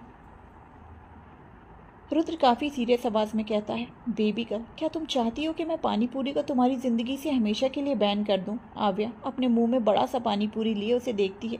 रुद्र के एक्सप्रेशंस को देखकर आव्या उसे अपने गले से निगल लेती है। वो रुद्र को कंफ्यूज्ड होकर देखती है। रुद्र बहुत सीरियस आवाज़ में कहता है, तुम किसी की वजह से मुझे इग्नोर करो, ये मुझे ज़रा भी पसंद नहीं है। आव्या रुद्र की आंखों में देख रही थी। वो थोड़ा चिढ़ते हुए कहती है, तुम हमेशा मुझे धमकी क्यों देते रहते हो? रुद्र आव्या के गाल को पकड़ता है और हल्का दबाते हुए कहता है, बेबी गर्ल, मैं सब कुछ बर्दाश्त कर सकता हूँ, लेकिन तुम अपनी लाइफ में किसी को फर्स्ट प्रायोरिटी दो, ये मैं बिल्कुल बर्दाश्त नहीं कर सकता। आव्या मुंह सिकोड़ती है और रुद्र को देखते हुए ही पानी पूरी खाने लगती है। वो एक भी बार अपनी नजर रुद्र से नहीं हटाती। रुद्र ये देखकर आव्या के सॉफ्ट गाल को खींचते हुए उसकी नाक पर किस करता है। तभी वहाँ आर्या आती है। वो जाकर सीधे रुद्र की गोद में बैठ जाती है। आर्या रुद्र को देखकर कहती है, पापा मैं आपको बताना भूल गई, बेंगलोर में बुक मेला लगने वाला है, जिसमें बहुत अलग अलग किताबें और बहुत कुछ सीखने को मिलेगा। सब जा रहे हैं, तो इसीलिए सोचा कि मैं भी जाऊं, जहां मैं राव्या और दोनों भाइयों से मिलूंगी और अवन्या दी से भी मिलूंगी। रुद्र थोड़ा सोचते हुए पूछता है, ओके कब जाना है बता दो, मैं उस हिसाब से तैयारी करूंगा। आर्या एकदम से मुंह बना लेती है। वो पहले आव्या को देखती है जो उसे ही देख रही थी, फिर रुद्र को देखती है। वो दोनों को बारी बारी से देखने के बाद कहती है, पापा कॉलेज की ओर से जा रहे हैं, उसमें मेरी फ्रेंड्स भी हैं, तो मैं उनके साथ ही जाऊंगी। ये सुनते ही आव्या तुरंत मना करते हुए कहती है, कोई ज़रूरत नहीं है, अगर जाना है तो अपने पापा के साथ जाओ वरना मत जाओ। ये सुनते ही आर्या का उदास मुंह बन जाता है। वो अब रुद्र को उम्मीद भरी नज़रों से देखती है। रुद्र उसे बड़े प्यार से समझाते हुए कहता है, आर्या उन्हें कॉलेज की ओर से जाने दो ना, हम लोग खुद चले जाएंगे। अगर तुम कॉलेज की तरफ से जाओगी तो तुम्हें किसी से मिलने का मौका नहीं मिलेगा। आर्या अचानक से ही रुद्र के ऊपर से उठती है और नाराज़ होकर कहती है, कहीं जाने मत दीजिए, राव्या मुझसे छोटी है और वो अकेले पूरी दुनिया घूमती है, लेकिन उसे कभी कोई मना नहीं करता, बस सभी मुझे ही मना करते रहते हैं। जाओ, मुझे कहीं नहीं जाना। इतना बोलते ही उसकी आंखों से आंसू बह जाते हैं। वो रोते हुए इस कमरे से निकल जाती है। आव्या और रुद्र दोनों उसे जाते हुए देखते रह जाते हैं। वो दोनों अब एक दूसरे को देखते हैं। आव्या कहती है, जाओ मनाओ उसे, मेरी तो कोई बात ही नहीं मानती, ना आर्या मानती है ना राव्या, और ना ही वो तुम्हारा शहजादा। रुद्र एक गहरी सांस लेकर अपनी जगह से उठता है और सीधे आर्या के कमरे में चला जाता है। आर्या कमरे में बेड पर पेट के बल लेटी हुई थी। वो अपना मुंह तकिए में छुपाकर रो रही थी। उसने अपनी दोस्तों से प्रॉमिस जो किया था कि वह उनके साथ ज़रूर आएगी, इसीलिए जब रुद्र और आव्या ने मना किया तो उसे बहुत बुरा लगा। रुद्र उसके पास जाकर बैठता है और बहुत ही प्यार से उसके सिर को सहलाता है। आर्या रोते हुए कहती है, राव्या तो मुझसे छोटी है ना, फिर आप सब उसे क्यों जाने देते हैं? वो तो हमेशा बाहर रहती है, मुझे भी तो घूमने का मन करता है। रुद्र उसे समझाते हुए कहता है, आर्या हम लेकर जाते तो हैं तुम्हें घुमाने, कुछ दिन पहले ही तो हम लोग कश्मीर से आए हैं। आर्या तुरंत कहती है, मुझे अकेले जाना है, मैं फैमिली ट्रिप पर जाकर बोर हो गई हूँ। इतना बोलकर वो ज़ोर ज़ोर से रोने लगती है। रुद्र अपनी बेटी के सामने हार मानते हुए कहता है, ओके ओके जाओ, तुम्हें अपने फ्रेंड्स के साथ जाना है ना, तो ठीक है चली जाओ अपने फ्रेंड्स के साथ। उसकी बात सुनते ही आर्या का एकदम से रोना रुक जाता है। वो मुड़कर आंसू भरी आंखों से अपने पापा को देखती है। वो रोंदू आवाज़ में कहती है, आप सच कह रहे हैं? रुद्र एक गहरी सांस लेकर हाँ में सिर हिलाता है। ये देखते ही राव्या बहुत खुश हो जाती है। वो जल्दी से उठकर बैठ जाती है और अचानक ही रुद्र को गले लगाए कहती है, थैंक यू पापा, आई लव यू। अगले दिन बेंगलोर। रंध्र शर्टलेस कमरे में बैठा हुआ था, या यूं कहें कि लीन था। वो सोफे पर लीन होकर लेटा हुआ था। उस कमरे में उसके अलावा कोई भी नहीं था। उसकी आंखें बंद थीं। उसकी बंद आंखों में बहुत कुछ चल रहा था। तभी अचानक उसके ध्यान को भंग करता हुआ फ़ोन बज पड़ता है। रंध्र आंखें खोलता है। आंख खुलते ही उसकी सांसें अचानक से ही तेज़ हो जाती हैं। रंध्र पूरी तरह से खोया हुआ था। इस वजह से अचानक होश में आने से उसकी सांसें गहरी हो जाती हैं। रंध्र कॉल रिसीव करके स्पीकर पर रखता है। उधर से आवाज़ आती है, बॉस, वो लड़की हमें मिल गई है। हमने उसे उसकी दादी के पास छोड़ दिया है और वो आपसे भी मिलना चाहती है। रंध्र कुछ पल सोचने के बाद कहता है, ओके, मैं आ रहा हूँ। इतना बोलकर वो अपने बॉडीगार्ड की कोई भी बात सुने बगैर कॉल कट करता है। रंध्र अब उठकर खड़ा होता है और कबर्ड के पास जाकर एक शर्ट निकालकर उसे पहन लेता है। इतना करते ही वो सीधे अपने कमरे से निकल जाता है। हॉस्पिटल। एक लड़की स्कूल ड्रेस पहने अपनी दादी के पास बैठी हुई थी। उसका चेहरा उसकी दादी के जस्ट पास में था। रंध्र अपने बॉडीगार्ड के पास आ चुका था। बॉडीगार्ड दरवाज़ा खोलकर रंध्र को उस लड़की की ओर इशारा करता है। रंध्र भी उसे इशारे से जाने को कहता है और खुद उस लड़की के पास जाकर खड़ा हो जाता है। रंध्र के आने का उस लड़की को कोई अता पता नहीं था। वो तो अपनी दादी के गम में खोई हुई थी। रंध्र भी उसे बुलाता नहीं है। कुछ देर तक खड़े रहने के बाद जब अब भी वो लड़की कुछ रिएक्ट नहीं करती तो रंध्र सामने खड़ा हुआ एक सामान पकड़ता है और उसे नीचे पटक देता है। वो लड़की अचानक ही होश में आती है। वो मुड़कर रंध्र को देखती है। रंध्र की नज़र भी उस लड़की पर चली जाती है। उस लड़की का बहुत छोटा सा चेहरा था और वो पूरा आंसुओं से भीगा हुआ था। वो लड़की रंध्र को देखकर हैरान थी, क्योंकि ये वही लड़की थी जिससे पहली मुलाकात में रंध्र ने उसकी पूरी ड्रेस खराब कर दी थी। उसे तो एक पल के लिए यकीन ही नहीं हुआ कि उसकी दादी का इलाज ये इंसान करवाता है जो इतना खड़ूस और बदतमीज़ है। उसने तो पता नहीं रंध्र को क्या क्या सुना दिया था। वो अलग बात थी कि रंध्र और सुहांश में से किसी ने सुना नहीं था। अब उस लड़की को अपनी दादी का ख्याल आया तो वो अपना रोना कंट्रोल करके पूछती है, अंकल, मेरी दादी कब ठीक होंगी? उसके इस सवाल का जवाब नहीं होना चाहिए था, मगर रंध्र की ओर से उसे कोई जवाब नहीं मिलता। रंध्र उस लड़की को देख रहा था। उसकी दादी के कहने के मुताबिक वो लड़की 16 साल की है और अभी 12th में पढ़ रही है, लेकिन उसकी बॉडी फिगर से बिल्कुल भी नहीं लग रहा था कि वो 16 की है। ऐसा लग रहा था जैसे वो 18 से ऊपर की है। बस उसका चेहरा ही बच्चों जैसा था, बाकी सब तो बिल्कुल बड़ों की तरह था। रंध्र थोड़ा सा कन्फ्यूज होता है। तभी वो लड़की आगे बढ़कर रंध्र के पास खड़ी होती है और अचानक ही उसका कॉलर पकड़ लेती है। उसके ऐसा करते ही रंध्र का चेहरा एकदम से डार्क हो जाता है। उसके कॉलर को कोई पकड़े ये सब बिल्कुल मंजूर नहीं था। वो लड़की रोते हुए कहती है, क्यों इतने दिनों तक मुझे मेरी दादी की कोई खबर नहीं दी? क्यों? रंध्र गुस्से से अपनी मुट्ठी कस लेता है। उससे कभी भी ये कंट्रोल नहीं होता था। वो बहुत ही कसकर अपनी मुट्ठी को कसता है और सर्द आवाज में कहता है, मेरा कॉलर छोड़ो। वो लड़की तो अपने दर्द में थी। वो रंध्र के बोलने से समझ नहीं पाती और कन्फ्यूज होकर उसे देखने लगती है। रंध्र उसके चेहरे को देखकर बुरी तरह से दांत भींचता है और गुस्से से कहता है, मेरा कॉलर छोड़ो वरना तुम्हारे हाथ सलामत नहीं रहेंगे। उसकी गुस्से से भरी आवाज़ सुनते ही वो लड़की उसके कॉलर को छोड़ देती है। वो 2 कदम पीछे हो जाती है। रंध्र गुस्से से दांत भींचते हुए उसे देख रहा था। वो लड़की दूर होकर अपना सिर झुका लेती है। वो सिसकते हुए रो रही थी। उसे रंध्र का ऐसे चिल्लाना बिल्कुल अच्छा नहीं लगा था। आखिर थी तो वो एक छोटी बच्ची ही। रंध्र अपने कदम बढ़ाते हुए उसके पास जाता है। वो उसकी चिन को पकड़कर ऊपर करता है। लड़की की आंखों में आंसू गालों पर बह जाते हैं। रंध्र उसके आंसू से भीगी आंखों में देखकर कहता है, छोटी हो, छोटी जैसी हरकत करो, मुझसे ऐसी बदतमीजी करोगी तो जान से जाओगी। रंध्र उस लड़की की आंखों में बहुत गौर से देख रहा था। उसकी आंखों में डर नाम की कोई चीज़ नहीं थी। वो रंध्र से बिल्कुल भी डर नहीं रही थी, बल्कि उसके अंदर तो कुछ और ही छुपा हुआ था जो रंध्र देख तो पा रहा था लेकिन समझ नहीं पा रहा था। रंध्र बहुत गौर से उसकी आंखों को नोटिस कर रहा था। वो लड़की भी रंध्र की आंखों में बहुत गौर से देख रही थी, जैसे वो भी रंध्र की आंखों में कुछ खोज रही हो। अचानक से ही कमरे का दरवाज़ा खुलता है। तब जाकर दोनों की नज़र एक दूसरे से हटती है। रंध्र उस लड़की से दूर होता है। डॉक्टर जाकर उसकी दादी को चेकअप करता है। चेकअप के बाद डॉक्टर बहुत ही निराश होकर कहते हैं, आज ही इनका आखिरी दिन है। ये सुनते ही वो लड़की अपनी दादी के पास धड़ाम से नीचे बैठ जाती है और उसे बुलाते हुए रोने लगती है। डॉक्टर कुछ देर तक तो उसे देखते हैं, फिर वहाँ से चले जाते हैं। वहीं रंध्र भी कुछ वक्त बाद वहाँ से चला जाता है। रंध्र बाहर आते ही अपने एक बॉडीगार्ड से कहता है, आज के आज एक कमरा साफ करवा देना। इतना बोलकर वो एक नज़र कमरे के अंदर देखता है और उस बॉडीगार्ड से कहता है, और इसका जितना भी ज़रूरत का सामान हो सब कमरे में रख देना। बॉडीगार्ड हाँ में सिर हिलाता है। रंध्र वहाँ से आगे बढ़ जाता है। अगले दिन बस में ठंडी हवाओं का मज़ा लेते हुए आर्या कॉलेज ट्रिप पर निकली थी। आज उसे ऐसा लग रहा था जैसे वो किसी जंजीर से खुलकर आज़ाद हो चुकी है। उसने आज से पहले कभी भी ऐसे अकेले सफ़र नहीं किया था। आर्या के होठों पर बड़ी सी स्माइल थी। वो अपनी फ्रेंड से बात करते हुए बहुत मज़े से जा रही थी। उसके पास उसकी दोस्त सुनैना बैठी थी। वो सेल्फी खींचती है और इंस्टाग्राम की स्टोरी में लगाते हुए आर्या से कहती है, आर्या तुम्हारा इंस्टा अकाउंट क्या है, मुझे मेंशन करना है। आर्या ये सुनकर जवाब देती है, मेरा कोई इंस्टा अकाउंट नहीं है। सुनैना हैरानी से आर्या को देखती है। वो उसे उसी तरह से देखते हुए कहती है, क्या कहा? इंस्टा अकाउंट नहीं है? किस जनरेशन में जी रही हो तुम आर्या? यहाँ बच्चों बच्चों का इंस्टा अकाउंट होता है। आर्या कुछ नहीं कहती, बस उसका तो मुंह बन जाता है। सुनैना उसका फ़ोन लेते हुए कहती है, लाओ मैं तुम्हारा अकाउंट बनाती हूँ। आर्या तुरंत अपना फ़ोन उससे छीन कर कहती है, नहीं, पापा ने मना किया है, सोशल मीडिया से दूर रहने को कहा है, इससे पढ़ाई पर बहुत बुरा असर पड़ता है। सुनैना बस आर्या को देखती रह जाती है। आर्या अपने पापा और मम्मी की बातें बहुत मानती थी, इसीलिए अब तक उसका कोई अकाउंट नहीं था। वो कभी किसी सोशल मीडिया में नज़र नहीं आती। वह ना तो वीडियोस देखती थी और ना ही कोई रील्स और ना ही शॉर्ट्स। उसके फ़ोन में अगर कोई धीरे देखे तो दंग रह जाए, क्योंकि उसके फ़ोन में 9-10 ही ऐप थे। कुछ को वो जो ऑलरेडी रहते हैं और कुछ में गैलरी, कैमरा, कॉल और मैसेज, बस इतना ही। सुनैना अपनी इतनी डिसेंट दोस्त को देखकर अपने इंस्टा को लॉग आउट करके कहती है, शायद तुम सही कह रही हो, मेरे पापा भी मना करते हैं लेकिन मैं सुनती नहीं। तुम जैसी दोस्त हो तो अच्छा ही सीखने को मिलेगा, इसीलिए तो तुम मेरी बेस्टी हो। इतना बोलकर वो आर्या को साइड से गले लगा लेती है।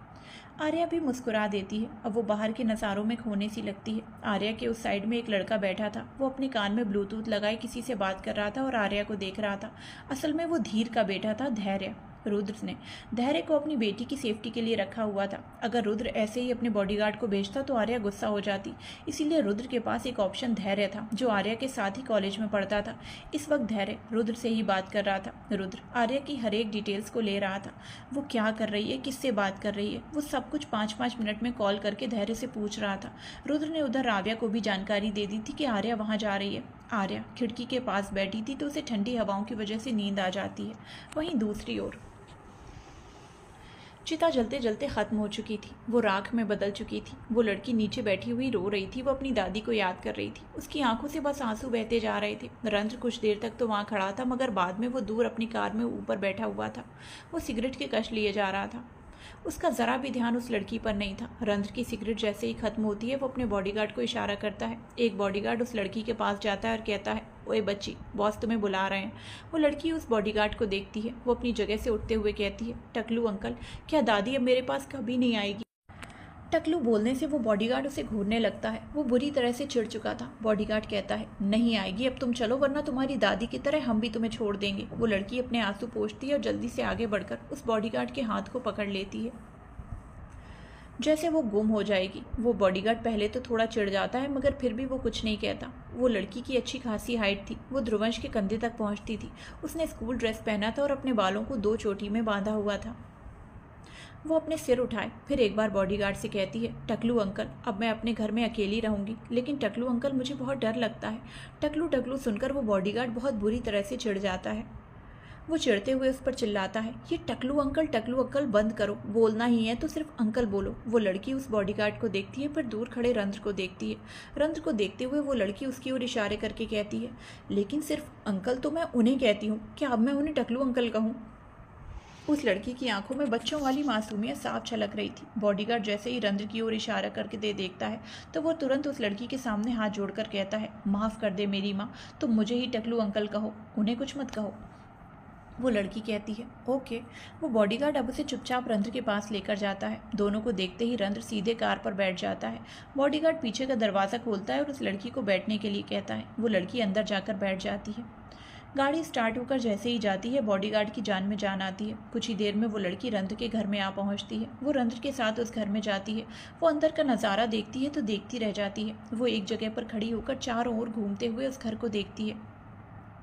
रंध्र पानी पी रहा था। उस लड़की की नज़र जैसे ही रंध्र पर जाती है, वो जल्दी से उसके पास जाकर कहती है, अंकल, मुझे भी पानी पीना है। रंध्र अपने कुछ दूरी पर खड़े लड़के की ओर आंखों से इशारा करता है। वो लड़का जल्दी से ग्लास में पानी लेकर उसे देता है। वो जल्दी जल्दी पानी पीती है, फिर उसकी ओर ग्लास बढ़ाते हुए कहती है, और चाहिए। सर्वेंट उसे फिर से पानी लेकर देता है। इस बार जब वो पानी पीती है तो अचानक ही उस लड़की के हाथ से ग्लास गिर जाता है, जिससे कांच टूटने की आवाज़ पूरे हॉल में गूंज उठती है। रंध्र उसे देखता है। वो लड़की जल्दी से कहती है, वो मेरे हाथों से फिसल गया, मैं अभी उठा देती हूँ। इतना कहते ही वो जल्दी से बैठ जाती है और टूटे हुए कांच को एकदम से पकड़ लेती है। अचानक ही उसकी नज़र राव्या की तस्वीर पर जाती है। राव्या ने ब्लैक गाउन पहना था। वो कुर्सी में किसी रानी की तरह बैठी हुई थी। उसका एक पैर दूसरे पैर के ऊपर था और उसने अपने सिर पर मुकुट पहनी हुई थी। वो बिल्कुल रियल क्वीन लग रही थी। उसे देखते देखते उस लड़की के हाथ में एकदम से कांच घुस जाता है। उसके मुंह से एकदम से आह निकलती है। रंध्र तुरंत उसके बाजू को पकड़कर उसे खींच लेता है। वो उसके हाथ को खोलता है, जिसके कांच को मुट्ठी बना लिया था। रंध्र उसके हाथ से सारा कांच फेंकता है और उसके चुभे हुए कांच को देखता है। उसके हाथ में एक कांच नहीं बल्कि 5-5 कांच घुसे हुए थे। रंध्र उस लड़की को देखता है। वो लड़की अपने हाथ को देखकर अब रो रही थी। वो रोते हुए कहती है, बहुत दर्द हो रहा है। रंध्र एक गहरी सांस लेता है और अपने एक बॉडीगार्ड को इशारा करता है। वो वही बॉडीगार्ड था जिसे वो लड़की टकलू अंकल कह रही थी। वो भी मनी मन सोच रहा था कहाँ फंस गया। अब ले जाकर सोफे पर बिठाता है और एक एक करके सारे कांच निकाल देता है। इतना करते ही वो उसके हाथ को बैंडेज कर देता है। रंध्र एक नज़र उन दोनों को देखकर अपने कमरे की ओर बढ़ जाता है। वो लड़की बस अपने हाथ को देख रही थी। कभी कभी वो चारों ओर भी देख रही थी। उसे पट्टी लगाने के बाद वो बॉडीगार्ड उसे एक कमरे में ले जाता है और उससे कहता है, आज से ये तुम्हारा कमरा है। तुम्हें जो भी खाने का मन करे तुम किसी से भी मांग सकती हो, बस बॉस और क्वीन को छोड़कर। वो लड़की कंफ्यूज होकर पूछती है, क्वीन मतलब रानी? क्या यहाँ पर क्वीन भी है? बॉडीगार्ड कहता है, हाँ है, और गलती से भी उससे उलझने की कोशिश मत करना क्योंकि उसे मजाक से एलर्जी है। जो उसके सामने मजाक करता है वो उसका मजाक बना देती है। और ना ये अंकल आंटी मत कहना, वो क्वीन है, उसे क्वीन ही बुलाना, समझ आई? वो लड़की जल्दी से अपना सिर हाँ में हिलाती है। उसे सब कुछ समझाने के बाद बॉडीगार्ड वहाँ से निकल जाता है। वहीं दूसरी ओर एक होटल में आर्या रुकी थी। तभी उसका फ़ोन बजता है। आर्या कॉल रिसीव करती है और कहती है, कहाँ हो तुम राव्या? मैं तुमसे मिलने कहाँ जाऊँ? उधर से राव्या की आवाज़ आती है, नीचे आओ, मैं यहीं एक ब्लैक कार में बैठी हुई हूँ। आर्या हाँ कहकर जल्दी से कॉल कट करती है और कमरे से निकलकर जाने लगती है। कमरे से निकलकर वो कुछ ही दूरी चल पाई थी, तभी अचानक उसे कोई आवाज़ देता है, आर्या। आर्या पीछे मुड़कर देखती है। पीछे प्रिंसिपल मैम खड़ी थी जो गुस्से में लग रही थी। उन्हें देखकर आर्या उनके पास आती है और कहती है, यस मैम। प्रिंसिपल मैम सख्ती से कहती हैं, कमरे से निकलने के लिए हमने मना किया है ना, तुम्हें स्पेशल बताएं? आर्या जल्दी से उन्हें क्लेम करते हुए कहती है, नो मैम, मैम वो मेरी सिस यहीं रहती है, वो जस्ट नीचे है, मैं बस उससे मिलकर आ जाऊंगी। प्रिंसिपल मैम एकदम गुस्से में कहती हैं, हम यहाँ परिवार वालों से मिलाने लिए लाए हैं। परिवार वाले से मिलना ही था तो अपने पापा के साथ आ जाती, हमारे साथ क्यों आई? बस तुम्हारे बाप ने फ्री में नहीं भिजवाया था। आर्या को अपने दिल में चोट लगती है। प्रिंसिपल मैम की जुबान बहुत कड़वी थी और उसे कड़वे शब्द से आर्या के चेहरे पर उदासी ला दी। प्रिंसिपल मैम उस पर एकदम से चिल्लाती हैं, जाओ कमरे में। आर्या को कोई भी चीज़ बहुत जल्दी बुरी लग जाती थी क्योंकि उसे कभी किसी ने डांटा नहीं था। आर्या की आंखों से आंसू बह जाते हैं। वो रोते हुए दौड़कर अपने कमरे की ओर चली जाती है। छुपा हुआ धैर्य, ये सब कुछ रुद्र को वीडियो कॉल में दिखा रहा था। रुद्र की तो एकदम से मुट्ठी कस जाती है। उसका मन करता है वो बस अभी तुरंत उस औरत को जान से मार दे। अभी जो प्रिंसिपल आई थी वो नई थी, न्यू उसका ट्रांसफ़र हुआ था तो उसे ज़रा भी आइडिया नहीं था कि आखिर आर्या है कौन। प्रिंसिपल मैम सोफे पर बैठी कॉफ़ी का लुत्फ उठा रही थी। तभी बेल बजती है जिसकी आवाज़ सुनकर वो दरवाजे की ओर देखती है। इस वक्त कौन परेशान करने आ गया? बोलते ही वो अपना कॉफ़ी कप टेबल पर रखती है और दरवाज़ा खोलती है। दरवाज़ा खोलने पर जब वो सामने वाले का चेहरा देखती है तो उसकी भौएं चढ़ जाती हैं। प्रिंसिपल मैम कहती हैं, आर्या तुम यहाँ क्या कर रही हो? उसके सामने इस वक्त राव्या खड़ी थी, मगर उसने सेम आर्या जैसी ड्रेस पहनी थी। साथ ही आर्या की तरह चश्मा भी लगाया हुआ था। राव्या अपनी गर्दन पर रब करते हुए प्रिंसिपल मैम को देखते हाँ में फिर बिना कुछ कहे वो अंदर आ जाती है। प्रिंसिपल उसके ऐसे बर्ताव से काफ़ी हैरान सी थी। वो पीछे मुड़कर राव्या को देखकर कहती हैं, आर्या ये क्या बदतमीज़ी है? क्या तुम्हें इतने भी मैनर्स नहीं है कि किसी के कमरे में बिना परमिशन के नहीं घुसना चाहिए? राव्या को वैसे भी बिना मतलब के बात करना पसंद नहीं था। वो सीधे जाकर सोफे पर बैठती है और अपने दोनों पैर टेबल पर रखती है। ये देखकर तो प्रिंसिपल मैम का दिमाग खराब हो जाता है। वो जाकर राव्या के पास खड़ी होती है और गुस्से से चिल्लाती है, आर्या तुम अपनी प्रिंसिपल मैम को इग्नोर कर रही हो? क्या यही तुम्हारे पेरेंट्स? इसके आगे वो कुछ कहती कि तभी राव्या अपने मुंह पर हाथ रखकर कहती है, श्श। प्रिंसिपल मैम एकदम से चुप हो जाती हैं क्योंकि वो देख पा रही थी कि आर्या का ऑरा बदल चुका था। हालांकि वो आर्या नहीं थी, राव्या। प्रिंसिपल मैम की आंखों में आंखें डालकर कहती है, मुझे ऊंची आवाज़ बिल्कुल नहीं पसंद, इसीलिए अपना ये गटर जैसा मुंह बंद करो। प्रिंसिपल मैम उसके ऐसे इंसल्ट करने से कुछ बोलने ही वाली थी, तभी राव्या गन निकालती है। प्रिंसिपल मैम का मुंह बंद हो जाता है। राव्या बंदूक को अपनी एक उंगली में घुमाते हुए कहती है, टीचर्स का काम सिर्फ पढ़ाना नहीं होता, लोगों से किस तरह से बात करना चाहिए, कैसे रिस्पेक्ट देना चाहिए, ये सब सिखाना चाहिए। और तुम तो प्रिंसिपल हो, प्रिंसिपल की तो सबसे पहली ड्यूटी यही होती है। लेकिन यहाँ तो प्रिंसिपल की ज़बान ही ख़राब है, तो वो स्टूडेंट को कैसे सिखाएगी? जिस तरह से तुमने मेरी आर्या दी से बात की, मन कर रहा है मैं तुम्हारी ज़बान काट दूं। जैसे ही प्रिंसिपल मैम ये सुनती हैं तो उसके हाथ पर ठंडे पड़ जाते हैं। राव्या कुछ पल उनकी ज़बान देखती है, फिर कहती है, ये ज़बान देखकर ही मुझे गुस्सा आ रहा है, कुछ तो करना पड़ेगा। इतना बोलते हुए वो चुटकी बजाती है। 2 बॉडीगार्ड अंदर आते हैं, दरवाज़ा बंद कर लेते हैं। राव्या एक नज़र कॉफ़ी को देखकर बॉडीगार्ड को इशारा करती है। बॉडीगार्ड जाकर उस कॉफ़ी को उठाता है। वो कॉफ़ी लेकर किचन में चला जाता है। कुछ ही देर में वो उबलता हुआ कॉफ़ी टेबल पर रखता है। राव्या अब अपने हाथ की दोनों चुटकियाँ बजाती है। दोनों बॉडीगार्ड प्रिंसिपल के पास जाकर उसे पकड़कर उसी टेबल पर लिटा देती हैं। राव्या उस कप को उठाती है और प्रिंसिपल मैम को देखते हुए कहती है, जब मेरी आर्या दी को कोई थोड़ा सा भी तंग करता है ना, तो पता नहीं क्यों मुझे उस इंसान को इस दुनिया में देखने का मन ही नहीं करता, उसे दुगना दर्द देने का मन करता है। एक बॉडीगार्ड उसके मुंह को खोलती है। वो झटपटा रही थी। राव्या अब उबलती हुई कॉफ़ी सीधे उसके मुंह में डाल देती है। प्रिंसिपल मैम तड़प उठती हैं। वो बहुत ज़ोर से छटपटाती हैं। जब राव्या पूरी कॉफ़ी डाल देती है तो वो दोनों बॉडीगार्ड उसे छोड़ देते हैं। उसका मुंह पूरा जल चुका था। वो बहुत बुरी तरह से छटपटा रही थी। राव्या का चेहरा एकदम से सर्द हो जाता है। वो अपनी आंखों से चश्मा हटाती है और वहाँ से निकल जाती है। उसके पीछे पीछे उसके दोनों बॉडीगार्ड भी निकल जाते हैं। राव्या दोनों को जाने का इशारा करती है और खुद आर्या जहाँ थी उस कमरे के बाहर खड़ी हो जाती है। राव्या बेल बजाती है। कुछ ही वक्त में आर्या दरवाज़ा खोलती है। वो जैसे ही राव्या को अपने सामने देखती है तो वो जल्दी से उसे गले लगा लेती है। आर्या के चेहरे पर खुशी साफ देखी जा सकती थी। दोनों अलग होती हैं। आर्या राव्या के गाल को खींचते हुए कहती है, मेरी प्यारी छोटी बहन तुम आ गई। राव्या मुंह बनाते हुए कहती है, तुम तो आई नहीं इसीलिए मुझे आना पड़ा। आर्या उसे घूरते हुए कहती है, मैं यहाँ पटना से आई हूँ और तुम मुझे ग्राउंड फ्लोर से, तो बताओ किसकी वैल्यू ज़्यादा है। राव्या तुरंत कहती है, ऑफ कोर्स मेरी। उसके ये बोलते ही आर्या अब उसे बहुत बुरी तरह से घूरती है। राव्या तुरंत कहती है, इतना मत घूरो, चश्मे का नंबर बढ़ जाएगा। इतना बोलते ही वो अंदर की ओर चली जाती है तो वहीं आर्या बस वहाँ खड़ी रह जाती है। वहीं दूसरी ओर रंध्र सोफे पर बैठा हुआ था और टीवी में कुछ देख रहा था। वो हॉल में था। वहीं वो लड़की डाइनिंग टेबल पर बैठी डिनर कर रही थी। उसके पास हमेशा की तरह वो बॉडीगार्ड खड़ा था। वो लड़की उससे बहुत धीरे से कहती है, टकलू अंकल, क्या वो अंकल डिनर नहीं करेंगे। बॉडीगार्ड रंध्र को देखता है, फिर उस लड़की से कहता है, करेंगे जब कोई ना जाएगी, तुम खाओ और जाकर कमरे में सो जाओ।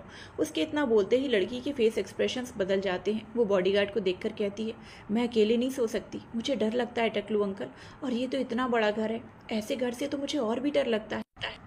इस घर में वुमेन सर्वेंट या बॉडीगार्ड नहीं थे क्योंकि रंध्र को पसंद नहीं था। बॉडीगार्ड जाकर रंध्र को उस लड़की के बारे में बताता है। राव्या तो कभी किसी को अपने कमरे में आने नहीं दे सकती थी और वो किसी के साथ बेड भी शेयर नहीं कर सकती थी।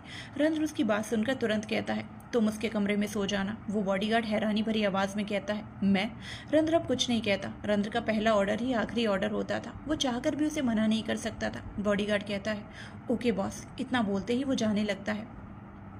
तभी अचानक से रंध्र को कुछ सोचता है। वो कहता है, मेरे कमरे में सोने के लिए कह दो। बॉडीगार्ड उसे आंखें फाड़े देखने लगता है। वैसे तो रंध्र को लड़कियों के आसपास भी रहने का मन नहीं करता, लेकिन आज वो बेड शेयर करने वाला था। तभी बॉडीगार्ड को समझ आता है कि वो तो छोटी लड़की है। डिनर कराने के बाद वो लड़की रंध्र के कमरे में जाती है और सीधे उसके बेड पर चढ़ जाती है। वो घुटनों के बल खड़ी थी। वो अब वहाँ उछलने लगती है। उसे ऐसे देखकर बॉडीगार्ड कहता है, ए बच्ची, ये सब मत करो। वो लड़की तुरंत उसे देखकर कहती है, बच्ची मत कहना टकलू अंकल, आयना, आयना नाम है मेरा। बॉडीगार्ड का बहुत अजीब रिएक्शन दिखता है। वो कहता है आयना, ये कैसा नाम है? आयना में तो लोग खुद को देखते हैं ना। आयना उसे घूरते हुए कहती है, जिसे देखकर बॉडीगार्ड कहता है, तुम्हारा जो भी नाम हो, मुझे क्या, मैं जा रहा हूँ। जैसे कि वो जाने की बात करता है। आयना तुरंत बेड से उतरती है और उसका हाथ पकड़कर कहती है, मैंने कहा ना मुझे डर लगता है, मैं यहाँ अकेले नहीं रह सकती, इतना बड़ा कमरा है। वो डरते हुए चारों तरफ देखने लगती है। वो बॉडीगार्ड रंध्र को कॉल करता है। कुछ ही पलों में रंध्र ऊपर आता है। उसके ऊपर आते ही बॉडीगार्ड चला जाता है। रंध्र आयना को बेड के पास ले जाता है, उसे वहाँ लिटाता है। खुद वहाँ से सोफे पर जाने के लिए जैसे ही कदम बढ़ाता है, आयना उसका हाथ पकड़ लेती है। रंध्र मुड़कर उसे देखता है। आयना उसे देखकर कहती है, मुझे अकेले सोने में डर लगता है, मुझे बहुत ज़्यादा डर लगता है। रंध्र कुछ पल सोचने के बाद बेड के दूसरी साइड लेट जाता है। उसने उससे फुल दूरी बना ली थी, मगर आयना जाकर उसके पास जाती है और उसे पकड़कर कहती है, मैं भरोसा नहीं कर सकती आप मुझे छोड़कर चले जाएंगे, मुझे बहुत डर लगता है। इतना बोलते हुए वो और कसकर रंध्र को पकड़ लेती है। तो वहीं रंध्र को तो बहुत ही अजीब सा लग रहा था। उसने ऐसे किसी अजनबी को खुद को छूने नहीं दिया था। आयना अब अपनी आंखें बंद करके सोने की कोशिश करने लगती है। कुछ देर में वो सो भी जाती है, मगर अचानक ही उसके चेहरे पर दर्द दिखने लगता है। आयना की आंखों से आंसू बहने लगते हैं, जिसे देखकर रंध्र को समझ आ रहा था कि उसे अपनी दादी की याद आ रही है। पुस्तक मेला। आर्या पुस्तक मेला में हर जगह घूम रही थी और अलग अलग किताबें देख रही थी। राव्या कार के अंदर बैठी थी और उसके बॉडीगार्ड चारों तरफ फैले हुए थे। धैर्य आर्या के पीछे लगा हुआ था। वो जहाँ जहाँ जा रही थी वहाँ वहाँ धैर्य भी जा रहा था। आर्या बुक लेते लेते एक भीड़ में घुस जाती है। वो एक बुक उठाती है, तभी अचानक उसे धक्का लगता है और वो नीचे गिर जाती है। वो भीड़ में गुम हो जाती है। धैर्य उसे देखने की कोशिश करता है मगर आर्या उसे कहीं नहीं दिखती। आर्या का चश्मा नीचे गिर चुका था। वो अपने हाथों से उसे खोज रही थी लेकिन भीड़ ने उसके चश्मे को तोड़ दिया था। आर्या को चश्मा तो मिलता है पर टूटा हुआ। वो टूटा हुआ चश्मा पहनती है तो उसे सब कुछ धुंधला दिखता है। अब वो चश्मा किसी काम का नहीं था। आर्या खड़ी होती है। अब उसे कुछ भी नहीं दिख रहा था तो वो लोगों से टकरा रही थी। वो एक अलग ही डायरेक्शन में जा रही थी। लोगों की भीड़ के साथ ही वो उस मेले से निकल जाती है। भीड़ की वजह से बॉडीगार्ड उसे देख नहीं पाते। राव्या जिस ओर थी, आर्या उसके अपोजिट साइड आ चुकी थी। वो सहारा देने की कोशिश करते हुए चल रही थी कि तभी उसका कोई हाथ थाम लेता है। आर्या हाथ को टच करते हुए उस इंसान को महसूस करने लगती है। उस इंसान के कपड़ों से बहुत ही अच्छी भीनी भीनी खुशबू आ रही थी। उसे अब तक बस खुशबू का ही एहसास हो रहा था पर तभी उसके कानों में एक भारी आवाज़ गूंजती है। Do you need my help miss? ये आवाज़ सुनने में काफ़ी अट्रैक्टिव थी। आर्या उसे देखने की कोशिश करती है मगर अफसोस उसे उसका चेहरा बिल्कुल धुंधला दिखता है। आर्या उससे कहती है, मेरा चश्मा टूट गया है, मुझे कुछ दिखाई नहीं दे रहा, क्या आप मुझे अपना फ़ोन दे सकते हैं? एक्चुअली वो मेरी कार में छोड़ दिया है। वो इंसान आर्या को ही देख रहा था। वो मन ही मन सोचता है, इसे चश्मे के बगैर दिखाई नहीं देता और हेल क्वीन बनने चली है। हेल क्वीन इतनी कमज़ोर होगी मैंने सोचा नहीं था। वो इंसान सोच ही रहा था तभी से आर्या की आवाज़ सुनाई देती है, क्या आप मुझे सुन पा रहे हैं? वो इंसान तुरंत कहता है, फ़ोन क्या, मैं तुम्हें तुम्हारी मंजिल तक पहुंचा देता हूँ। इतना बड़ा मेला है, यहाँ किसी को खोजना भी बहुत मुश्किल है। आर्या को उसकी बात सही लगती है इसीलिए वो उसके साथ जाने के लिए रेडी हो जाती है। आर्या कहती है, ओके मैं होटल में रुकी हूँ, आप मुझे होटल ही छोड़ दीजिए। वो इंसान कहता है, हाँ बिल्कुल, मैं तुम्हें बहुत सही जगह पहुँचा दूंगा। इतना बोलते ही उसके होठों पर एक एविल स्माइल आ जाती है। वो आर्या को अपनी कार में बिठाता है। धैर्य खोजते खोजते परेशान हो चुका था। जब उसे आर्या कहीं नहीं दिखती तो वो तुरंत रुद्र को कॉल करता है और उसे सब कुछ बता देता है। रुद्र का दिल एकदम से घबरा जाता है। वो राव्या को कॉल करता है। राव्या जैसे ही कॉल रिसीव करती है, रुद्र उस पर चिल्लाते हुए कहता है, where are you Ravya? Arya गायब हो चुकी है। राव्या हैरानी से कहती है, व्हाट? रुद्र गुस्से से कहता है, मुझे मेरी बेटी सही सलामत चाहिए, समझ आया? राव्या ये सुनकर कॉल कट करके अपने सारी बॉडीगार्ड्स को अलर्ट करती है। अब वो खुद उस मेले में घुसकर चारों तरफ उसे ढूंढती है। राव्या के फेस पर मास्क था और उसने हुडी पहनी थी जिससे उसके बाल भी कवर थे और आंखों में गॉगल्स लगा था। सारे बॉडीगार्ड भी आर्या को ढूंढ रहे थे मगर कोई फायदा नहीं था क्योंकि आर्या यहाँ से जा चुकी थी। एक बड़े से विला के सामने कार आकर रुकती है। कार रुकते ही उस इंसान के होठों पर तिरछी मुस्कुराहट आ जाती है। वो कहता है, आ गई तुम्हारी असली मंजिल। आर्या को समझ नहीं आया था। वो अपने हाथ से छूते हुए कार का दरवाज़ा खोलती है और बाहर निकलती है। वो उस इंसान से कहती है, थैंक यू। इतना बोलकर वो जाने लगती है। वो इंसान उसे जाते देख अजीब तरह से मुस्कुराते हुए कहता है, मछली जाल में बहुत बुरी फंसी, अदृश्य आहूजा के जाल में। वो कार से बाहर निकलता है और आर्या का हाथ पकड़कर उसे अपने साथ लेकर जाता है। आर्या उसे मना करते हुए कहती है, कोई बात नहीं, मैं चली जाऊंगी। अदृश्य अब उसे बिना कुछ कहे सीधे अपने महल में लेकर जाता है। वो सीधे आर्या को पूल एरिया में लेकर जाता है। अदृश्य अब उसे अपने सामने खड़ा कर देता है। आर्या को लगा शायद उसने उसी कमरे तक पहुंचा दिया है, इसलिए जब वो उसे ला रहा था तो आर्या ने उसे रास्ता बता दिया था। हैरानी की बात तो ये थी कि उसके कमरे का रास्ता बताते हुए ही दोनों पूल एरिया में पहुंचे थे। आर्या अब उसे फिर से कहती है, थैंक यू मेरी हेल्प करने के लिए।